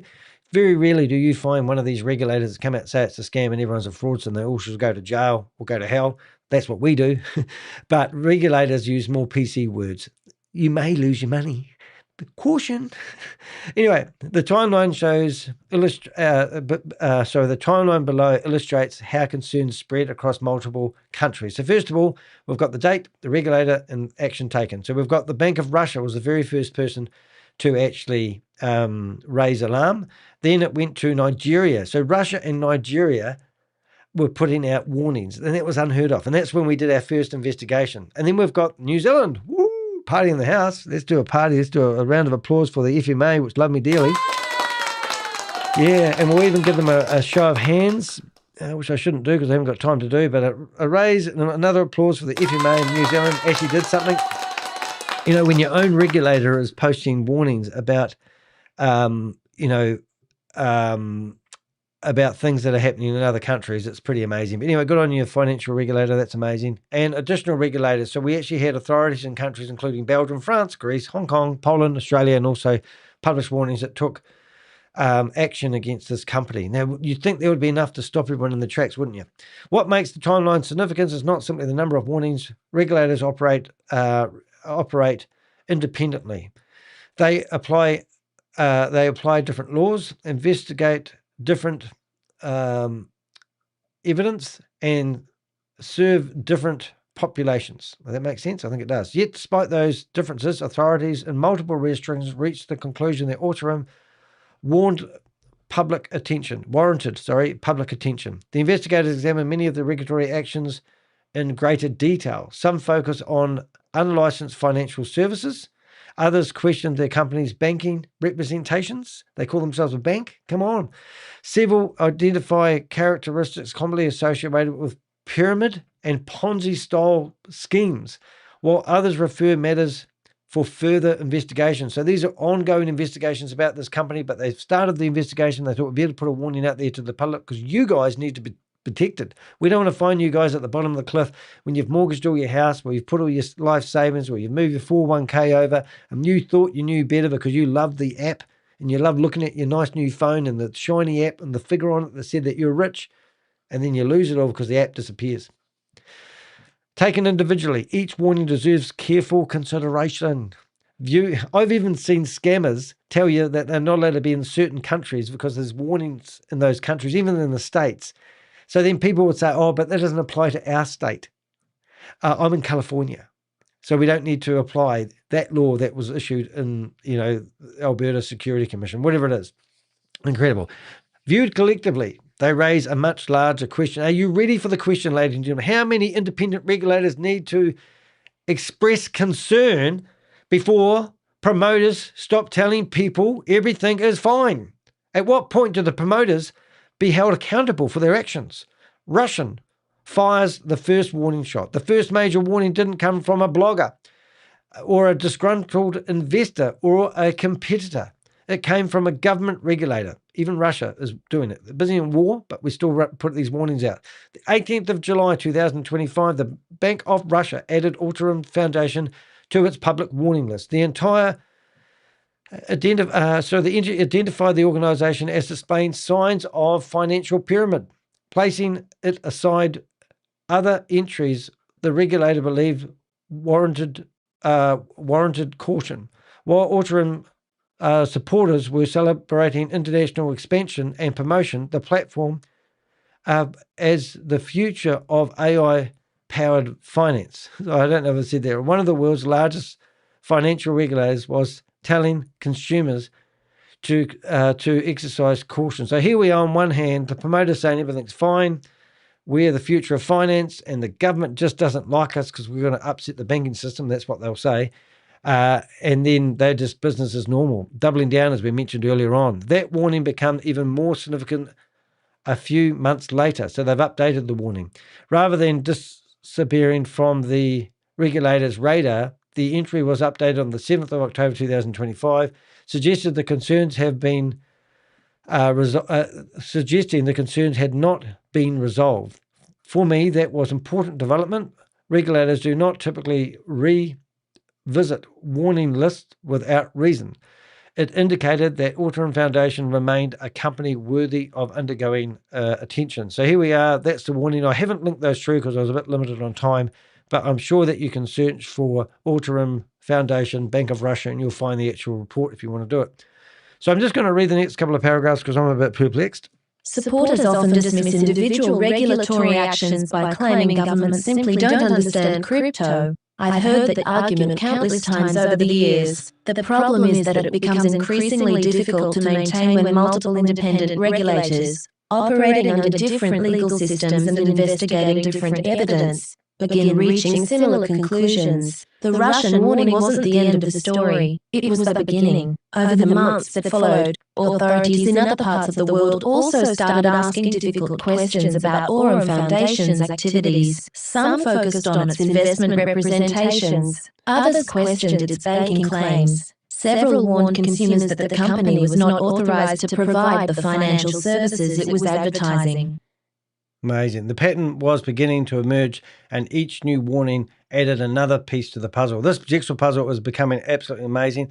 Now, I am going to read the entire Nigerian claim with my computer. So Nigeria raises the alarm. By the start of 2026, AURUM Foundation had continued expanding its international reach. Promoters were actively recruiting new members. The AI trading narrative remained central to the company's marketing, and investors were being encouraged to believe they were joining a revolutionary financial ecosystem. Then another regulator stepped in. On the 22nd of January, 2026, Nigeria's Securities and Exchange Commission (SEC) issued a public warning concerning the AURUM bot. Unlike commentary from critics or investigative journalists, this warning came from the government agency responsible for overseeing Nigeria's capital markets and protecting investors. The SEC's warning wasn't vague. It stated that the AURUM bot was not registered with the Commission and warned the public that the operation displayed characteristics commonly associated with a Ponzi scheme. Nigeria Securities and Exchange Commission warning issued the 22nd of January, 2026, finding AURUM bot was not registered with the SEC and exhibited characteristics associated with the Ponzi-style investment operation. For anyone already following the investigation, the Nigerian warning was significant because it echoed concerns that had already been raised elsewhere. Once again, regulators weren't criticizing the quality of the software or debating whether artificial intelligence might outperform human traders. They were focusing on a far more fundamental issue. People were being invited to participate in what appeared to be an investment opportunity, without the regulatory authorization expected for that type of activity. As I compared the SEC's warning with CryptoG's blockchain analysis, another question emerged. If the company's AI trading model genuinely existed and consistently generated the returns being advertised, why were independent regulators focusing on investor protection rather than celebrating a breakthrough in financial technology? That's a question AURUM Foundation has yet to answer convincingly. By now, the pattern was becoming difficult to ignore. The warning from Russia could perhaps be dismissed as an isolated event. Nigeria made that explanation far less convincing, and as the months progressed, additional regulators across Europe, Asia and Oceania would begin reaching remarkably similar conclusions. Yeah, so they did. So New Zealand brings the warning home. On the 14th of May 2026, never too late to join the party, the investigators reached their own, my own backyard. Yes, I live in New Zealand, where New Zealand financial markets have published a caution about AURUM Foundation. The FMA confirmed AURUM has been promoted to New Zealand consumers through social media, and the social media platforms really have to help us with this fight against. I'm going to be part of some big scam event coming up in the meantime, and that's one of my things I'm going to. The social media platforms really need to actually wake up and stop helping people promote these scams. I'll probably lose my YouTube channel because I won't be able to determine a scam fighter versus a scam promoter, but who cares, eh? That detail matters. This was not simply an overseas website that a few New Zealanders had stumbled across by accident. The regulators are aware of active promotion taking place in local communities using the same relationship-based recruitment methods I had already been documenting.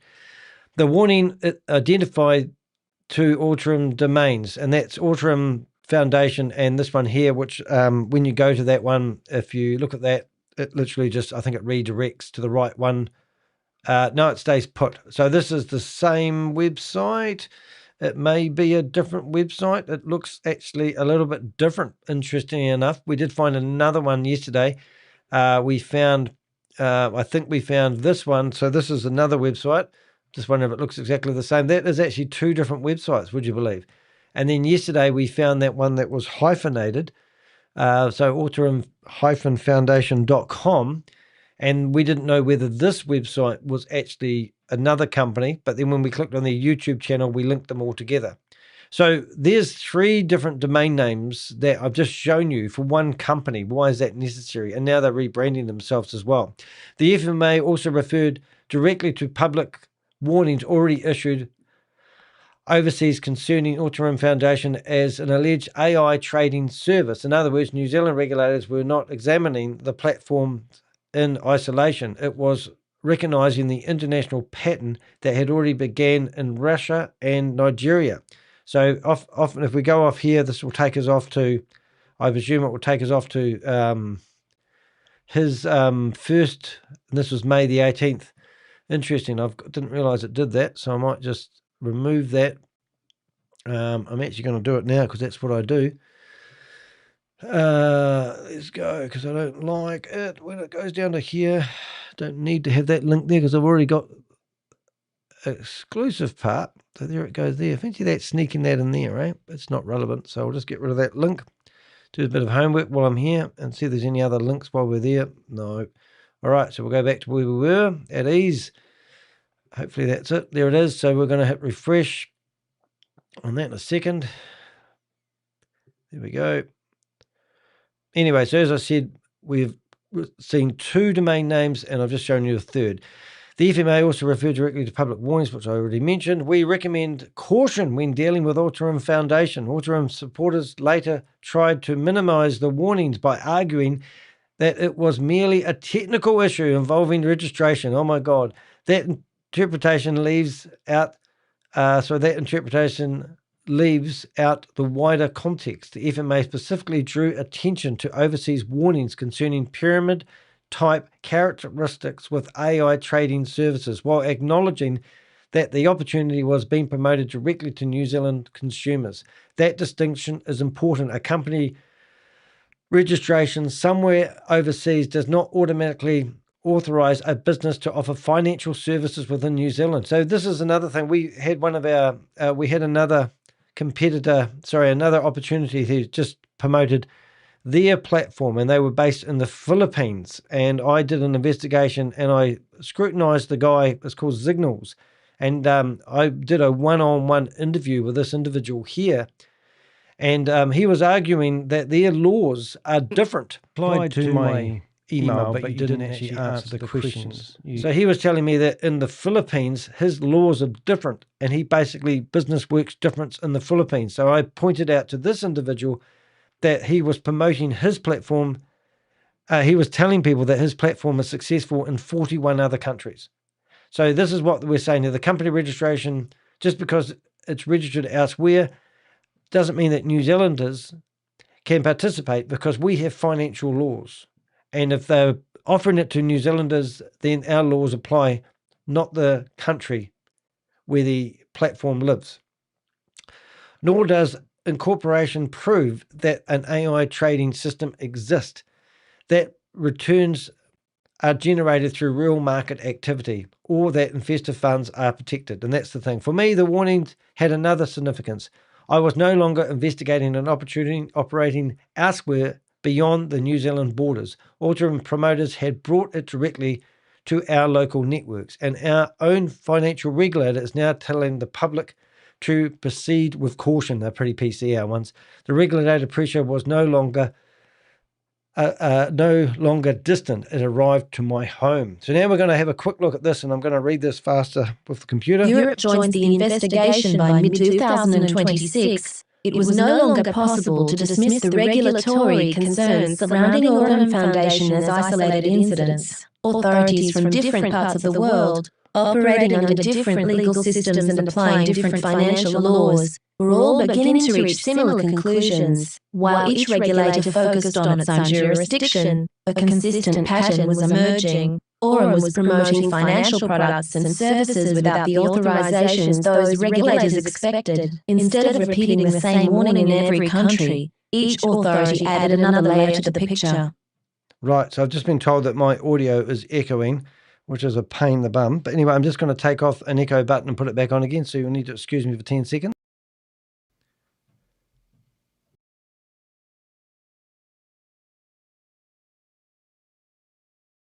Okay, hopefully that is better, and we'll try just having that paragraph again. Let me know if when I read the words it's echoing, is it? Instead of repeating the same warning in every country, each authority added another layer to the picture. Thank you very much. Hopefully that's better. Let's find out in the comment section whether there's any echo left. Sorry about that. It's just so complicated in my life when trying to do this, but that's great that you pointed that out to me. Thank you very much. Okay, so now we've got all the other countries. How many countries do we need? So we're just going to read out Belgium, France, Greece, Hong Kong, Poland, Australia. So 6 other countries. I think we're up to 7. So that's 3, 1, 2, 3, 4, 5, 6, 9 warnings have come out about this company. Now, I don't need to read all those, but if you want to, you can go to Behind MLM and you can actually search for AURUM and you can find links to all the government agencies. Reading these warnings individually is informative. Reading them all together is something else entirely. The terminology varies from country to country. The regulators focus on unauthorized financial services. Others refer to virtual asset trading, investment products, banking representation, MiCA compliance. Now that's England. It's a real big deal. If you haven't got MiCA compliance, don't know where you've been. We should do a whole blog about that. Actually, would be good. Or potential criminal offences. Willful blindness, promoting securities, pay to play all comes to mind. That is exactly what you should expect from different agencies applying different legislation. Now, the thing is, I get individuals coming to me telling me they read my blog at the time and they didn't think I was real or authentic. I've just been doing this for 5 years. I've just taken down a $328 million Ponzi schemer in Florida, Christopher Delgado. I've been on CoffeeZilla, 4.2 million views in 2 months in his video that he did about me investigating these guys. If you don't want to listen to us, then don't come back and tell us later on that you thought you knew better with you and your wee mind and yourself and your brain cell making an informed decision because you've got an emotional connection to an investment opportunity that you know nothing about. What is remarkably consistent, however, is that none of these regulators endorse AURUM's claim. They are not saying things like they are doing AI trading, it's amazing, but they're a bit off target. They are not even supporting any of their claims. I clicked the wrong button then. Let's try that one. Don't forget to subscribe to my YouTube channel and hit that bell there because you'll be notified when I go live. And I do live streaming and then I cut up this video and I will put it out as a new video when I render it and edit bits out of it, like bits where I've missed the sound and echoey stuff and all that sort of carry on. Also, if you do subscribe, I get Sadie. She doesn't get paid anything around here. She's a lovely girl that works in the office and she cleans everyone's screens who subscribe. Back under the desk you go. Thank you very much. You're awesome. What is remarkably consistent, however, is that none of these regulators authorize AURUM's claim. None suggest investors could rely on the platform's AI trading system. None confirmed its banking representations. Instead, they issued caution, blacklisted websites, question authorization, or referred matters for further investigation. Wake up, everybody. At this point, this investigation has moved beyond online debate. The concerns have become international.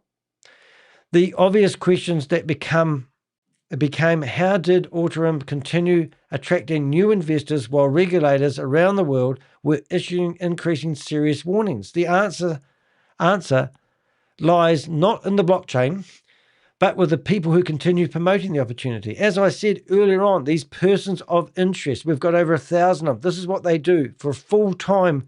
They sit here, like these individuals here. This guy here sits here and tells people to sign up because he's getting a commission when people sign up for a platform. It's disgusting. The people selling the dream. One of the biggest misconceptions about opportunities like AURUM Foundation is the people join because they read Are they joined because people joined because they read the smart contracts or independently analyze the blockchain? They don't. Most people join because someone they know and trust introduces them to the opportunity. That might be your mate, your friend, your pub buddy, your wife even, a family member, a church acquaintance, a respected business owner, a social media influencer. And all of a sudden you're looking at them and you think, oh, look, they've got a flash car. They're making lots of money. And you think you know how they're doing it. They will lie to you. And when it all goes pear-shaped, they will tell you they had more money than you invested and they lost bigger than you. And they're in the same boat as you. And they'll ask if they can get in your life raft. These are serial promoters of MLM, multi-level marketing. And they're the bottom feeders of the planet. And I've had people, I had one ring me up, and this is how I got into this back in April 2021. Someone I hadn't heard from for 4 years saw us in the newspaper trying to find a place to live. We're on the front cover, as you do. And then they said, if you come along to me on Wednesday, I'll take you to a seminar where that if you invest, you'd have enough money to buy yourself a new house. That's what he said to me. And I said, what's the name of the scam? He said, I'm not going to tell you. If I tell you, you won't come along. I said, tell me, because I'm not coming along anyway. Kent Berryman, Shirley Berryman. And anyway, it was Hyperverse. And that's when I started investigating Hyperverse, did my first video, and the rest is history. 2,000 plus videos later. So it's going to be a friend, somebody that you trust, somebody who know has made a lot of money doing crypto, because that's what you'll say. Somebody who drives a nice car, lifestyle marketing. Let's think of Chris Delgado. Anyway, they're the people that are going to recruit you into it. And now's a good time to think about what I just said, ladies and gentlemen. If you think that you know better than me, then I have little wee donations that you can do. You can just donate and go away and do your own investing. Or if you want to, I got these ebooks on the website. You click on that orange thing, it says order now. There's a thing called ebooks. You go in here. There's 5 booklets that you can purchase. One's called the Investment Scam Survival Guide. If you want to support me, even donate and help me get me to Orlando so I can watch Christopher Delgado spend 50 years of his life, which he's already pleaded guilty to, in jail, then buy these books, read up, get smarter, learn about how these investments work, or they don't work, and read the warning signs. The recruitment trap. That's the one I'm just talking about. I've sold one. Goodness me, buy this book for $5 instead of supporting me with a cup of coffee, and help send it to people who are trying to recruit you into these investment scams. That's the only way you're going to save yourself. So it will be somebody you know, an online successful entrepreneur who appears to have already achieved the lifestyle that many people desire. That's how trust is transferred. Very few presentations begin by explaining liquidity pools, smart contracts, blockchain architecture. Instead, they begin with emotion. How do you feel about that, Danny? Well, I think you're a piece of shit. Get out of my face is what you need to say. The audience is shown financial freedom, nice car, airplane, holiday, the lifestyle you already want. Don't you want to have a passive income? It's bullshit. Go get a job. Passive income. Early retirement. Oh, it sounds great. Too good to be true. I was going to live in a paradise earth for the rest of my life, and they told me I would never die. I believed that. That was the vision. I didn't care what people told me about the religion, because I was focused on the passive income or the eternal life in paradise, where all the wicked people, the unrighteous ones, were going to be destroyed, and the righteous people are going to live forever. I'm glad I got that off my chest. Early retirement. Oh, I don't like working. I want early retirement. And the promise that artificial intelligence has finally made consistent wealth available to ordinary people. Is that the bullshit they told you? Once the emotional connection has been established, the brainwashing, the gaslighting is all paid off. The technical questions tend to disappear. Don't ask those questions. A pattern I've seen before. You may have figured that out by now. Over the years, I've investigated hundreds of investment schemes, and all throughout the products consistently change. And although the products constantly change, the recruitment strategy really dies. The language evolves, the technology evolves, the buzzwords evolve, but the sales psychology remains remarkably consistent. Just keep talking to them. Keep in touch with them. Tell them they're missing out, the fear of missing out techniques. The people that encourage to believe they have discovered something exclusive before the rest of the world catches on. You know, Bitcoin, no one believes Bitcoin. Now look at Bitcoin. It's worth, what is it, $80 sometimes? $80,000 of Bitcoin. No one believed that and they missed out. You don't want to miss out here. Questions become negativity. Can't ask any questions. I don't know much about crypto. I'm a bit worried that it might be a scam. Oh, don't be negative. Skepticism becomes fear. Independent validation becomes unnecessary. Verification becomes unnecessary because someone else claims they've already done the work for you. That pattern was evident throughout AURUM's promotional materials. Trust us, we've got experts. You don't need to be an expert. You know what an expert is? Well, it's actually a drip under pressure. Yes, expert, get it? As the investigation progressed, I began documenting the individuals publicly promoting AURUM's foundation, and more recently, NEYRO. Someone hosted webinar, another produced YouTube videos, appeared on podcasts, organized Zoom meetings, and built communities across Telegram, Facebook, and LinkedIn. Many describe themselves as educators rather than salespeople, despite actively encouraging people to join the platform through their referral links. The section is not about attacking people for holding an opinion. It is about accountability. When regulators across multiple countries have been issued public, when regulators across multiple platforms have been, that's a big booba. Let's just get that all out so Danny doesn't have to get tongue twisted. Here we go. Let's go. When regulators across multiple countries have already issued public warnings and serious technical questions have been raised about the underlying business model, anyone continuing to recruit new investors should reasonably expect their public claims to be examined. The individuals featured in the following sections have all chosen to promote AURUM or NEYRO publicly. Their own videos, presentations, social media posts, and marketing material form part of the evidence examined throughout this investigation. Now, unfortunately, I'm getting pushed for time, so I'm going to get this read. So we're going to go straight into building trust before the money, asking for money. One of the most revealing parts of this investigation wasn't found in the blockchain or the regulatory warnings. It came from sitting through AURUM's presentations, watching countless promotional videos, and observing how the opportunity was introduced to new prospects. Very little time was spent explaining how the AI supposedly generated profits. A great deal of time was spent explaining why people should trust the people presenting it. The emphasis wasn't on audited trading performance or independently verified financial statements. Instead, presenters highlighted community, leadership, testimonials, international events, lifestyle, personal transformation, and the idea that members were participating in something much bigger than a simple investment platform. Yeah, so you can just see here, I've just gone to the internet and I've searched. I'm already finding crypto scam companies trying to tell people how they can get their money back.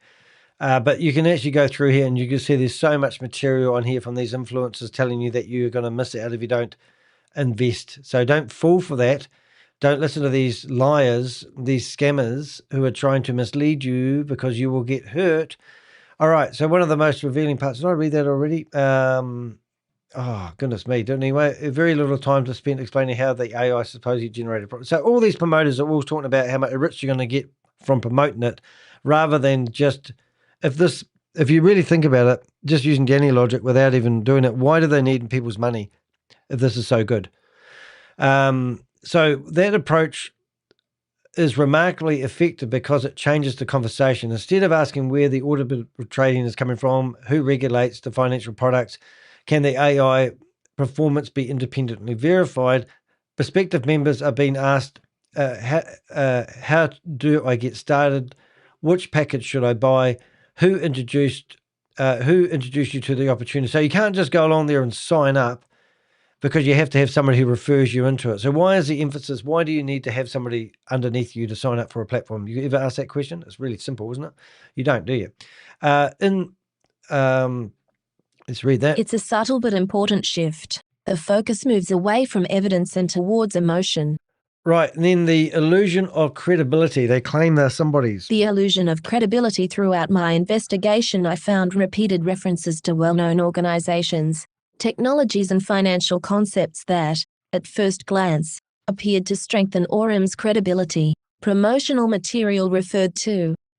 Now, if you are on my website, thank you very much. You can come down to my website and you can actually see that I have all these companies that have listed and talked about me on my website. You can click on each and every one of those and you can go through and read about me in those articles. I've made them links. See, you go to the Florida there and there it is. And look, it's got Danny DeHeck's name in it, But when you're looking at these other scams, they have things on their own website, don't they? So if you come here, and you click on that link, you go to their website, there will be no doubt be some other links of, here we go here. So they've always got them, and they're claiming that they have a relationship with all these exchanges. What a load of rubbish. Nowhere on these exchanges do you see any endorsement for AURUM Foundation. It's just ridiculous. We'll get rid of him so he doesn't distract us. We'll get rid of the music that doesn't distract us. But this is what we're talking about here. Promotion in which you're referred to, artificial intelligence, blockchain transparency, digital banking, international licenses, Forbes, Binance, Cointelegram, global expansion, hundreds of thousands of community members. All this here, these words are to build a relationship with your brain. None of those references automatically prove legitimacy, and that's what we've got to get through to your brain. Equally, none automatically prove misconduct. That's crypto, not crypto G. What do you call it? That is ChatGPT being PC. The important question is whether those references actually reflect the underlying business. That's why Crypto G's blockchain analysis is so important. It doesn't lie. Instead of relying on branding, reputation, he examined what could actually be verified. That lesson investors should remember long after this investigation is over. If you've chose to ignore the evidence that the vehicle that claims it can travel at 400 miles an hour that doesn't have an engine, then you deserve to lose your money. A professional website can be built in weeks. A global conference can be organized. A polished presenter can attract thousands of followers. But the blockchain doesn't care about marketing. It simply records what happened. Right, and that's why the next stage of this investigation focuses on individuals who choose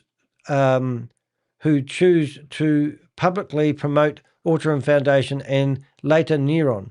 In other words, videos and presentations provide an opportunity to compare what investors were told with that evidence that now appears to show. So we've got the receipts.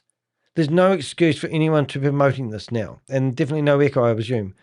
Don't ignore the evidence. That's right, Susie. Get in there. Don't ignore the evidence. Susie's waving her flag. Don't ignore the evidence. That's what we rely on. We all like to have 100% transparency on everything that we investigate. We would love to be able to go into AURUM's company and do an audit and walk into their offices if they exist, which I don't think they do, and find all the stuff that they claim and verify ourselves, but they don't. We have to reverse engineer our investigations. We have to dig deep. We have to go through the blockchain where the evidence lies, and we find our stuff. The blockchain doesn't care about the marketing. Have we got that through? One lesson I've learned after investigating hundreds of investment schemes is that every company has a story. Some tell you they've built the future of banking. Others claim they develop revolutionary artificial intelligence, I can't even say it. Something trading. Proprietary, Very clever. Trading, algorithms, and secret investment strategies capable of outperforming the market. Really? Wow, that sounds too good to be true. The story is always different. The evidence is what matters. That's why Crypto G's report became such an important part of this investigation. It shifted the discussion away from presentation testimonials and promotional videos and back to something far more objective, the blockchain itself. The blockchain doesn't lie. Now, Crypto G, I would say he's in love with blockchain technology. It would be fair to say. I'm not. I don't care. I think the whole lot is a sham. There we go. Heard it there for. I'm not a lover of crypto. I do have crypto. And in fact, I'm going to give all my crypto to Crypto G, and he's going to use it for the Avenger Anti-Fraud Alliance, to put that there, because I'm just crypto rich. But the other day I said, he can have all my crypto. I don't want any crypto. He can have it all. And not he himself, but our organization. Unlike a website, a blockchain cannot quietly remove a claim after it has been challenged. It cannot edit yesterday's transaction or rewrite the movement of funds. It's always there. every deposit, transfer, interaction with smart contract leaves a permanent record. That's why you can't edit those smart contracts, because they're part of the blockchain. And anyone can independently examine it. So do so if you're thinking that if you've got a feeling and you've got a belief about AURUM Foundation and you want to go on that, you knock yourself out. But if you want to criticize us and our blockchain investigation, then you prove that that's wrong, because you can't. Blockchain don't lie. That transparency is one of the cryptocurrency's greatest strengths. And that's what I do love, the technology. And I just don't have any interest for crypto or trading it or trying to make money. Because I just think, where does it come from? Where does the wealth of crypto come from? Anyway, and in this case, it's become one of the investigation's most valuable witnesses. As I worked through the evidence with Crypto G, I found myself asking the same question repeatedly. If the platform is genuinely powered by AI trading, where is the evidence of the trading? It wasn't a hostile question. It wasn't a rhetorical question. This meeting is being recorded. Apologize. Ooh.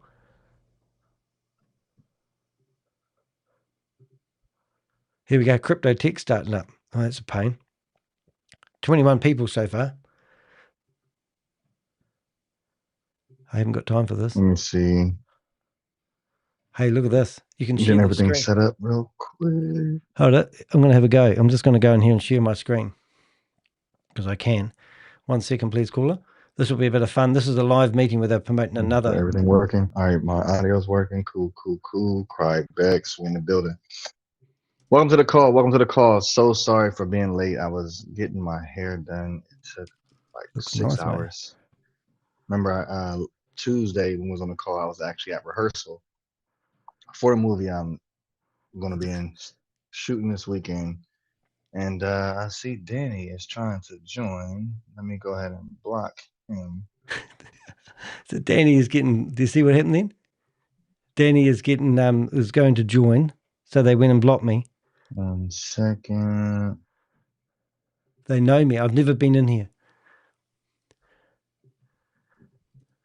Okay, so we're going to get right into it here with Crybex. We know we have a lot of exciting updates, made massive changes to really, enhance what we've already been a part of, right? Right now, I'm actually going to stop accepting people into the call because I know he's going to come back. I know he's going to come back, and we're not doing that tonight. So I'm going to go ahead and get my screen shared here. See what I mean, though? So they already know who I am. Why would a legitimate company be concerned about someone? And we're going to go straight into it. And Crybex, I'm going to right, has been a big blessing to me. Again, my name is Coach Chosen. Real name is Keith Sweat. I've been a part of this opportunity since February. I'll just do another one. And since I've been a part of this opportunity, it has been nothing less than great, right? Okay. I've seen so much adjustments that has changed for the better in this opportunity. So I'm just going to keep going in there. Multiple change because of this opportunity, and I'm going to go in there with multiple the results connections until he lets me in. From Crybex has been amazing. Is it? There's another one. This opportunity, just to give you a disclaimer, and I actually have to do it verbatim, right? Digital asset trading involves a high level of risk and may not be suitable for all investors. The value of digital assets can fluctuate significantly, and users may lose. He won't be able to help himself because there's now 3 people in the room. Crybex provides AI-powered tools, automation, and market analysis for informational and execution purposes only, and does not provide financial, investment, legal, or tax advice. Crybex does not guarantee profits, daily returns, fixed income, capital protection, or any no guarantees, in other words. Results, right? So we're not guaranteeing you anything. We're not guaranteeing your results. We're not telling you there's going to be a millionaire tomorrow. We're not doing any of that. Okay. Your results is going to be based upon your own experience. You're going to have your own experience upon an opportunity, right? Past performance is not a reliable indicator of future performance. Before trading, users should carefully consider their investment objectives, level of experience, and risk appetite, and seek independent professional advice where necessary. So now by using the platform, users acknowledge and accept all risks associated with digital asset trading and investment activities. 1 minute, please call it. So we're just covering all bases. Understand that if you get started today and the first trade is a lesson, aka a loss, that could be somebody's experience. All right, and now then the I've got next 5 10 trades connections could be a ready, win. and he's going to mention my That name could be again. somebody's experience. We don't know what anyone's experience is going to be until they actually have their own experience. Now he's going to talk about me again. Right? We're a UK registered software company developing yeah. AI-powered trading technologies, intelligent financial solutions, and digital ecosystems for the next generation of global users. This guy's window. Maria If you're going to has a scribble over the to start this opportunity to help the masses, right? Yeah, to empower people, whatever. to help them understand that Gallery. there's technology out there that can enable us to be a little smarter with the decisions that's made inside the trade that's being taken. Walter's in right? here. Oh my So goodness. having that assistant, having that help makes it a lot easier. And then the vision, of course, is to become a global leader in the AI and financial technology, That's their vision. which will be transforming lives with the digital economy. Will you now? So we're positioning ourselves to be number one. Oh, is that right? That's the goal. That's the To goal. show everyone how powerful this tool is. And once again, this is another company the CEO that's that I was got speaking regulatory of is Miss Maria, warnings. this lady right here. This opportunity is her calling. Oh my God. Right? This and is she's her a house mission, mum, I think. to get people a part of an opportunity that can help them change their lives for the masses, change their life for the best. All right, let's go. And it's followed by Coach Noah, right? Shout out to Coach Noah. Current CMO has a vision to help the masses as well. So it's like when people align themselves with the same end goal and everybody's playing their part, it makes it a lot easier. It makes the goal a lot sustainable, right? We can make it happen.com when everybody's doing a little bit, so nobody has to do a lot, right? Then we have our current communications, Miss Natalie, right? Miss Natalie. Super intelligent, very, I'm pretty sure y'all have been on her calls, so she knows the information. She's having a lot of fun and making money while she's doing it as well, right? So when we're talking about Crybacks, what is it that you're getting? Nothing. Right? You're getting scammed. We pretty much, and like it says here, we is Larry Lane in here? Automation, market intelligence, and risk management together. Utilizing AI to go out there and scan the markets, learn the patterns, and then execute when it happens again, so that way it doesn't miss the trade. I'm going to go in there and just kill this meeting. No matter if we get busy, no matter if we get sick or whatever the case could be, the system is still going to be going to work for us. Okay. Once we realize in this thing called life that we as the individual are the problem and we as the individual are the solution, all right, everything changes. I paste it? Most people lack access to the advanced tools. We're giving people access to those advanced tools. Advanced tools. Most people don't know what market intelligence really is. We're giving that as well.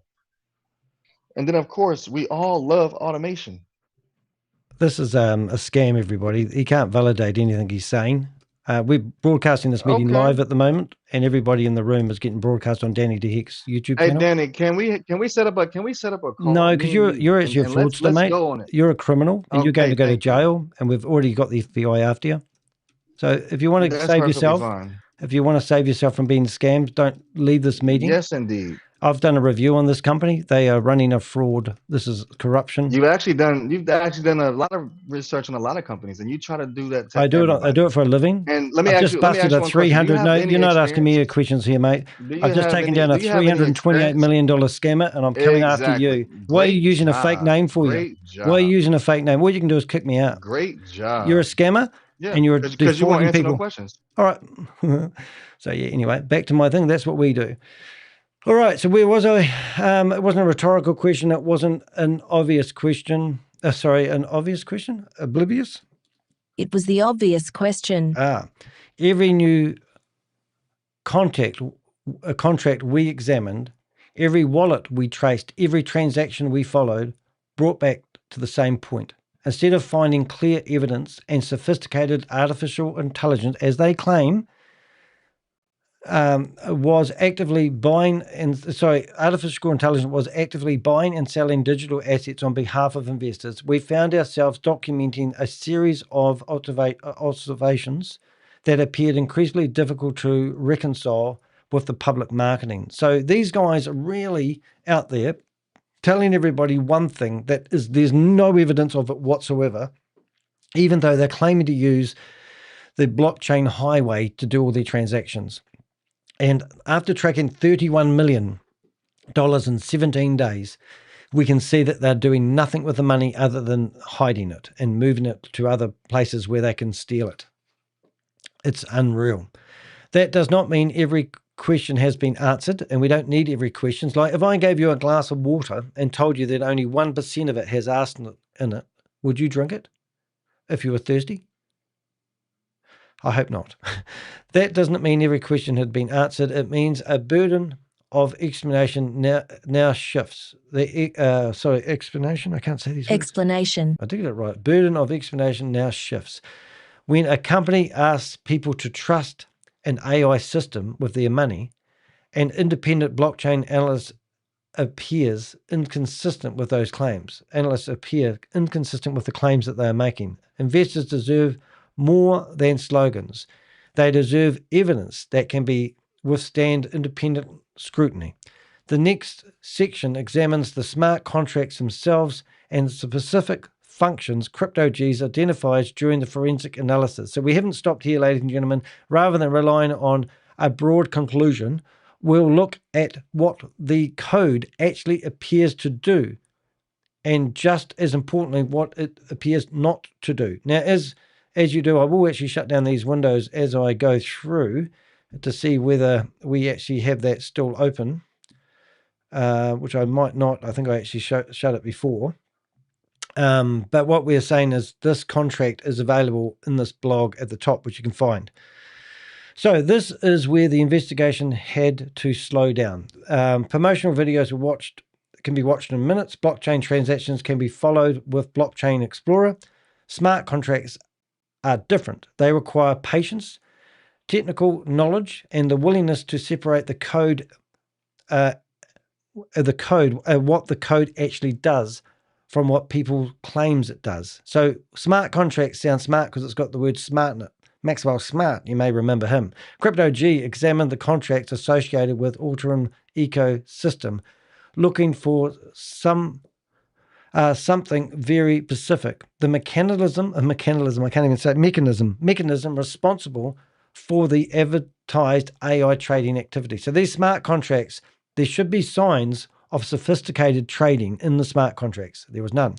And I'm pushed for time at the moment, so I'm going to actually read this and hopefully we'll get through this page. If investor funds were genuinely being deployed through an automated trading strategy, there should be some identifiable pathway connecting deposits to that activity. That might involve interactions with exchanges, decentralized trading protocols, liquidity pools, external contracts, automated execution functions, or other on-chain behavior consistent with active trading. According to CryptoG's analysis, that evidence was not apparent. What he identified instead were functions associated with receiving funds, managing liquidity, and retaining administrative control over parts of the system. That distinction matters. A contract moving tokens into a liquidity pool is not the same as an AI executing a trading strategy. A contract redistributing funds is not proof that external profits were generated. An automated function is not automatically an artificial intelligence system. You know, it's really important to understand what's going on here, and I've got a wee illustration. The word automated is frequently used in cryptocurrency marketing because it sounds technical and sophisticated. But many smart contracts are automated. They follow coded instructions whenever specific conditions are met. That alone does not make them intelligent. It does not prove they analyze market data. It does not prove they make trading decisions. It does not prove they generate profits. So imagine this. These smart contracts are meant to be smartly going into trading, online trading, working out the highs and lows with automation, executing trades, taking profits, and then dividending it all up. So all I can really liken it to is somebody going into the bank, depositing money. As I said, it goes into the bank and then it goes out the back door. And the guy takes it out the back door, goes to one of the money exchanges that you see when you travel. And then they change it into different currencies. And then they send it, maybe with FedEx, to other countries. And then they put it into their banks and it goes through their system and then it comes out again. That's all they're doing is moving the money around. It's not like they're going into the stock exchange with the money they've got. So they don't leave the bank, go to the stock exchange, put it onto NASDAQ, trade brilliantly. Often they tell you they have 90% success rate and they only use 5% of your principal to do the trading, so you've got no real risk, all this sort of shit they tell you. We don't see any evidence of that in the contracts. Regardless of what we see happening on the blockchain, that's one thing we've already proven. Now we're going to look at the smart contracts, which have a smart name. These contracts aren't that smart. What Crypto G was looking for, he examined them. He's an expert. The forensic review focused on several straightforward questions. Where does investors' money enter into the system? Not rocket science. Which contract receives and controls the funds? Not a big question there, ladies and gentlemen. What happens to the assets after they arrive? Well, you may be surprised. I can tell you now, but let's not kill your fun. Are there identifiable interactions consistent with active trading? Are we talking trading here? There's no trading activity. Which functions can administer, change, or control? So which functions can administrators, change or control? Cool. All right, everything's happening here. Can the advertised returns be connected to independently verified trading? No. The most important finding was not the discovery of hidden lines of malicious code. It was the apparent absence of code and activity needed to support central marketing claims.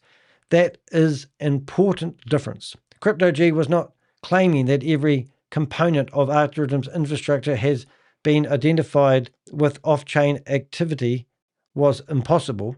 Sorry, but what it's basically saying that there is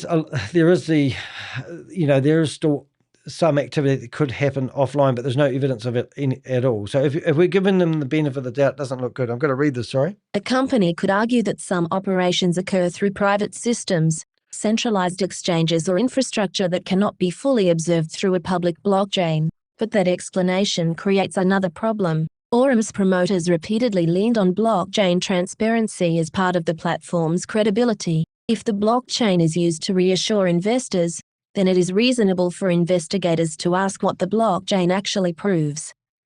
So far, the public evidence appears capable of showing deposits, transfers, liquidity movements, and administrative functions. What it does not appear to provide is a clear, independently verifiable record of the AI trading operations supposedly generating the returns.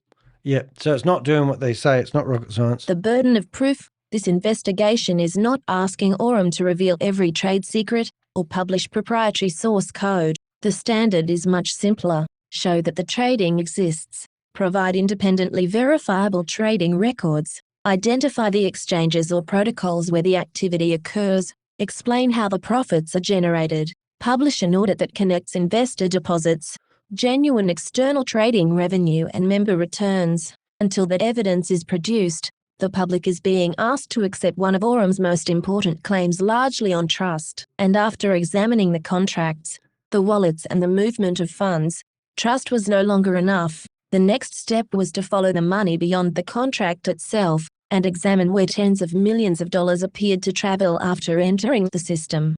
Yeah, so revealing every trade secret isn't what we're asking them to do, but I don't believe they've got any trade secrets whatsoever. So we're now following the money. Following the money. If the smart contracts raised questions, the movement of funds raised even more. Crypto G's analysis didn't stop at examining the code. The next step was to follow the flow of cryptocurrency across the blockchain and determine what happened after investors deposited their money. Unlike traditional banking, public blockchains allow anyone to trace transactions between wallets. Every transfer is recorded, timestamped, and permanently preserved. While a wallet address doesn't automatically identify its owner, the movement of funds can still reveal patterns that deserve closer examination.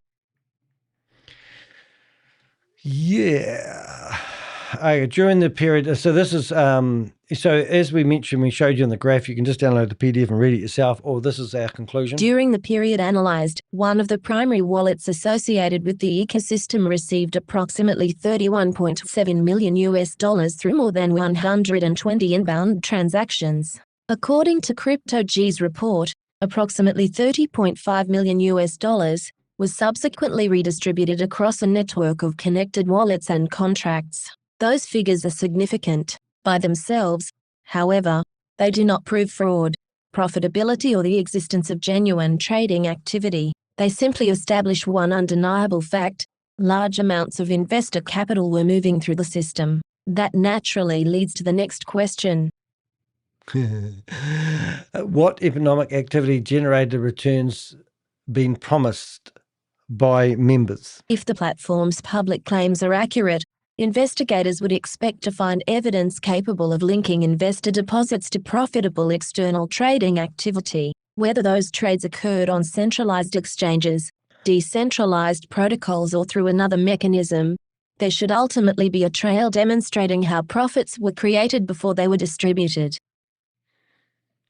According to the blockchain analysis, that connection was not readily apparent. Instead, CryptoG documented a complex network of wallet movements, liquidity interactions, and administrative activity that appeared considerably easier to observe than any independently verifiable AI trading operation. That distinction is critical. Moving funds between wallets is not the same as generating investment returns. Redistributing cryptocurrency is not evidence that profits were earned from successful market trades, and large transaction volumes, impressive though they may appear, do not explain where the money actually came from. Throughout this investigation, I kept returning to a simple principle that has guided much of my work over the years. Follow the money. Marketing tells you what a company wants you to believe. The blockchain tells you where the money went. Those two stories should support one another. When they don't, investigators have an obligation to keep asking questions. The next stage of CryptoG's forensic review moved beyond wallet activity and into something even more revealing: the internal architecture of the platform itself, including administrative controls, back-end behavior, and technical observations that ordinary investors would never see from their dashboard alone. Yeah, so we're probably going to go over time on this one, but I am going to keep reading this, so I really want to get these to you. I think this investigation is absolutely incredible. That's why I was so compelled to actually do this blog. Looking beyond the dashboard, for most investors, the dashboard is where the story begins and ends. It displays balances, daily rewards, account growth, and reassuring statistics designed to create confidence that everything is operating exactly as promised. As long as the numbers continue to increase, few people stop to ask how those figures are actually being generated. Investigators have to ask a different question: what sits behind the dashboard? CryptoG's forensic analysis went beyond the public interface and examined technical behavior that ordinary members would never normally see. While the average user only interacts with colorful graphs and account balances, the underlying systems reveal how information is processed, where permissions exist, and how the platform itself appears to operate. One of the more interesting aspects of the investigation involved analyzing back-end behavior and internal data structures. Without diving into unnecessary technical jargon, the findings suggested that some of what investors see on their screen should not automatically be interpreted as proof of genuine trading activity occurring in real time. That distinction is important. A dashboard can display almost anything its developers choose to display. It can calculate projected returns. It can estimate rewards. It can update balances according to predetermined rules. None of those functions, by themselves, prove that external profits have actually been generated. Throughout the review, CryptoG identified technical observations that warranted further scrutiny, including administrative controls and back-end behavior that raised additional questions about how information was being presented to users. These findings do not, on their own, establish wrongdoing. However, they reinforce a recurring theme that has emerged throughout this investigation: the public-facing experience and the independently verifiable blockchain evidence do not always appear to tell the same story. That is precisely why transparency matters. If investor returns are genuinely being generated through sophisticated AI trading, there should be evidence capable of demonstrating that relationship independently of the dashboard itself. Investors should not be expected to rely solely on numbers displayed inside a member's portal, when objective verification ought to be possible. By this stage of the investigation, the pattern had become increasingly difficult to ignore. The marketing promised artificial intelligence. The dashboard displayed consistent growth. The blockchain showed the movement of funds. Yet the crucial link connecting those three elements remained frustratingly absent. It was time to step away from the technology and examine another equally important part of the story: the people who continued promoting the opportunity while these questions remained unanswered.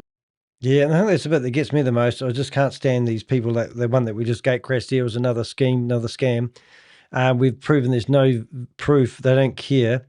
And they want to have a private meeting with me and tell me why they want to believe something when they have, if we did a forensics report like we've got here of Crypto G, we would find that it doesn't exist. No, there's no proof. It's all belief, and it's all because they want a commission. They don't care about you. The people behind the promotion technology may attract attention, but people build trust. Every investment opportunity, no matter how sophisticated its marketing, ultimately depends on individuals who are willing to stand in front of an audience and say, "I believe in this."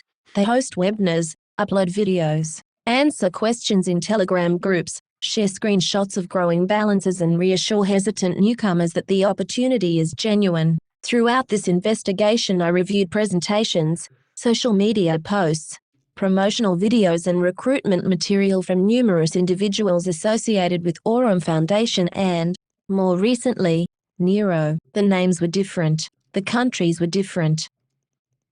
Oh, he's ended the meeting. Funny enough, the guy that just finished, he's ended that meeting. Were different. The languages were different. Yeah, so the names were different, the countries were different, the languages were different, but the message remained remarkably consistent. Members were told that artificial intelligence was generating reliable returns. Was it reliable? Reliable returns. They were encouraged to focus on the future rather than the critics. Revelatory concerns were often dismissed as misunderstandings, while blockchain terminology was represented as proof that everything was transparency. But we've seen the blockchain activity now. We can see that it's just moving money around, shuffling money, recycling money. That's all they're doing. And it's ridiculous because the people that will be using the app will be able to withdraw their money every now and again, if not the money they've put in, the recruiters, as the scam grows. And then that will tell people that we don't know what we're talking about, but the only thing they're judging it on is the fact that they have withdrawn their money. Now, that's how Ponzi schemes work. Some people can withdraw the money, other people cannot withdraw the money. The people with the loud voices are often the ones who can withdraw their money. The quiet people who can't get their money will sit there waiting for it to be approved are the ones that will lose out. And then all of a sudden they just stop. Everyone loses and everyone wants our help. Those representations deserve scrutiny because many prospective investors do not conduct their own technical analysis. They rely on the confidence and credibility of the person introducing them to the opportunity. Right, we're starting to see an end of this, but we are going to keep reading because it's faster than me stumbling my way through it. So let's have a listen. That places a significant responsibility on every promoter. Whether someone recruits one investor or 1,000, the same fundamental questions apply. What due diligence did they perform before recommending the platform? Did they independently verify the AI trading claims? Were they aware of the regulatory warnings issued in multiple jurisdictions? Have they reviewed the blockchain analysis, or are they simply repeating information supplied by the company? These are not unreasonable questions. They are the same questions that any responsible financial advisor, business owner, or community leader should expect when encouraging others to commit their money. It is also important to distinguish between different types of participants. Some people may have joined in good faith, genuinely believing the claims they were repeating. Others may have earned commissions or other incentives by recruiting new members. Their motivations may differ, but the importance of verifying the facts remains the same. This investigation is not about publicly shaming people for making a mistake.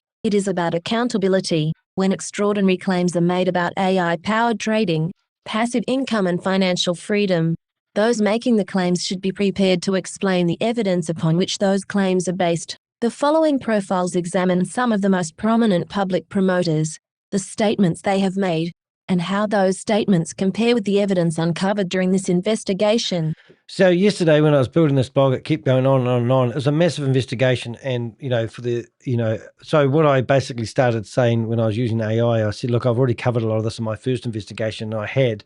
So then it's come up with this paragraph to sort of start winding it up. So what changed between this investigation and the last investigation? Why did I do another blog exposing this company? Well, this is it in a nutshell. What has changed since my first investigation? When I published my first investigation into AURUM Foundation, the focus was on the company's public claims, its compensation model, and the growing number of regulatory warnings emerging from around the world. Those issues remain relevant today, but they are no longer the biggest story. What has changed is the evidence. This investigation introduced an entirely new dimension through CryptoG's independent blockchain forensic analysis. Instead of relying solely on promotional videos, webinars, and marketing presentations, we were able to examine the smart contracts, trace the movement of funds, and compare the technical evidence with the claims being made to investors. The findings raised important questions. If AI trading is responsible for generating member returns,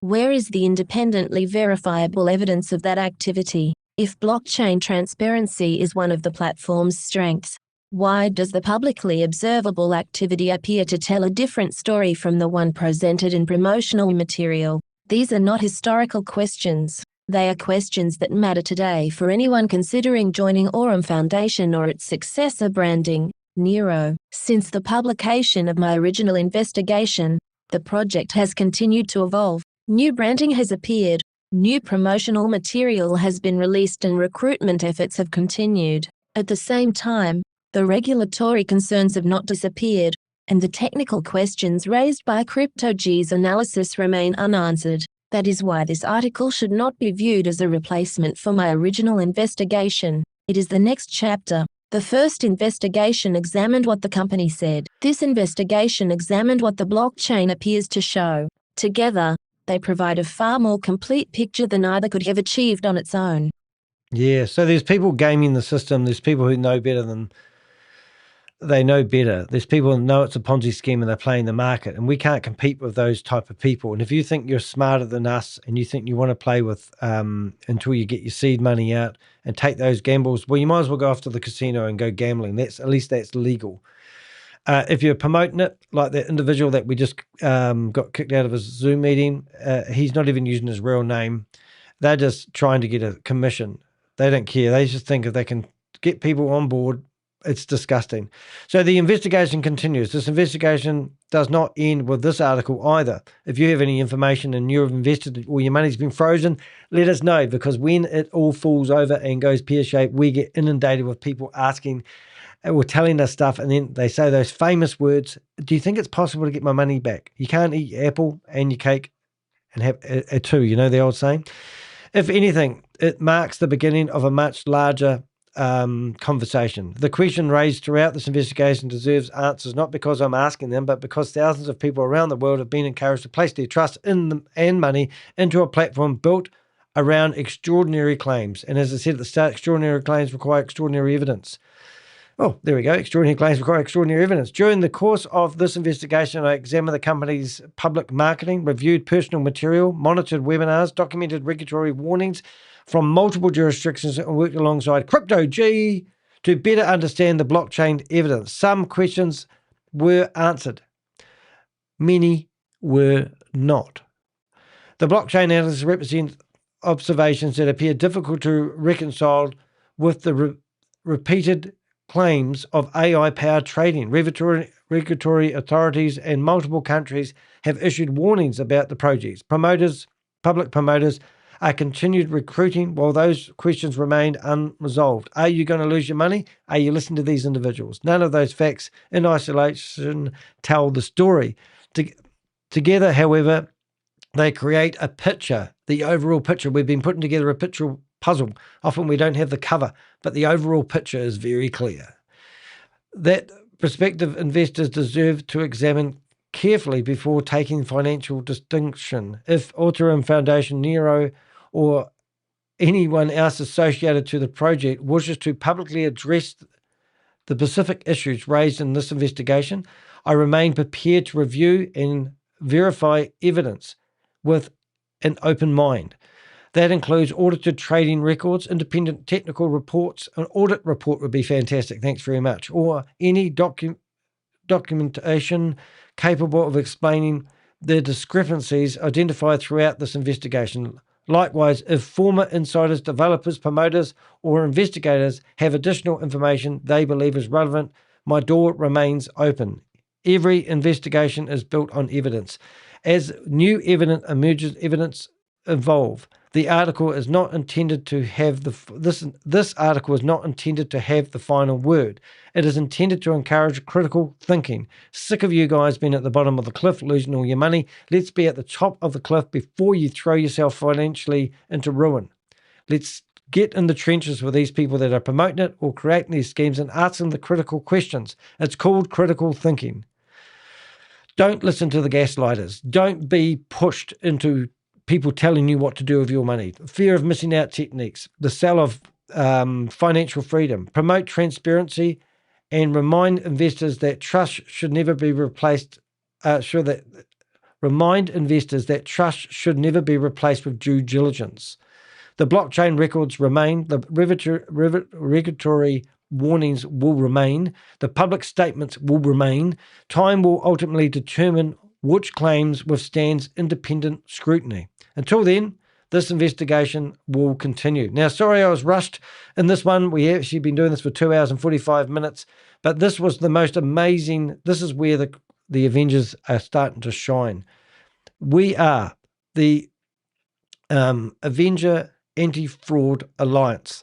We have crypto geniuses like Crypto G who can break down the blockchain and look at the evidence.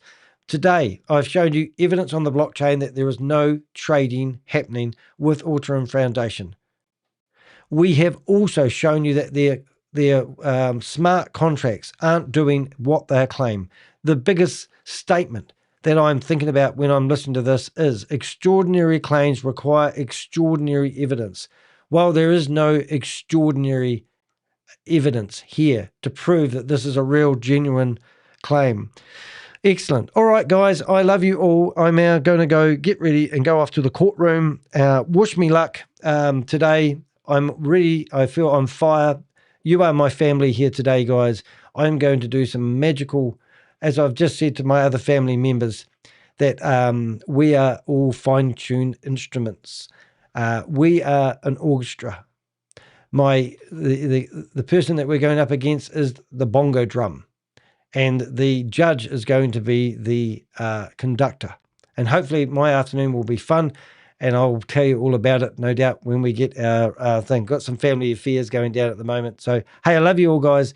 You're absolutely fantastic. If you can support me, I think it's that way. No, it's that way. There's a link here that says support me on Ko-Fi/DeHeck. I'm trying to get to Orlando at the moment. I literally paid for my tickets yesterday, and I still am looking for accommodation and the like. And would you believe Christopher Delgado's now not getting sentenced on the 8th of October.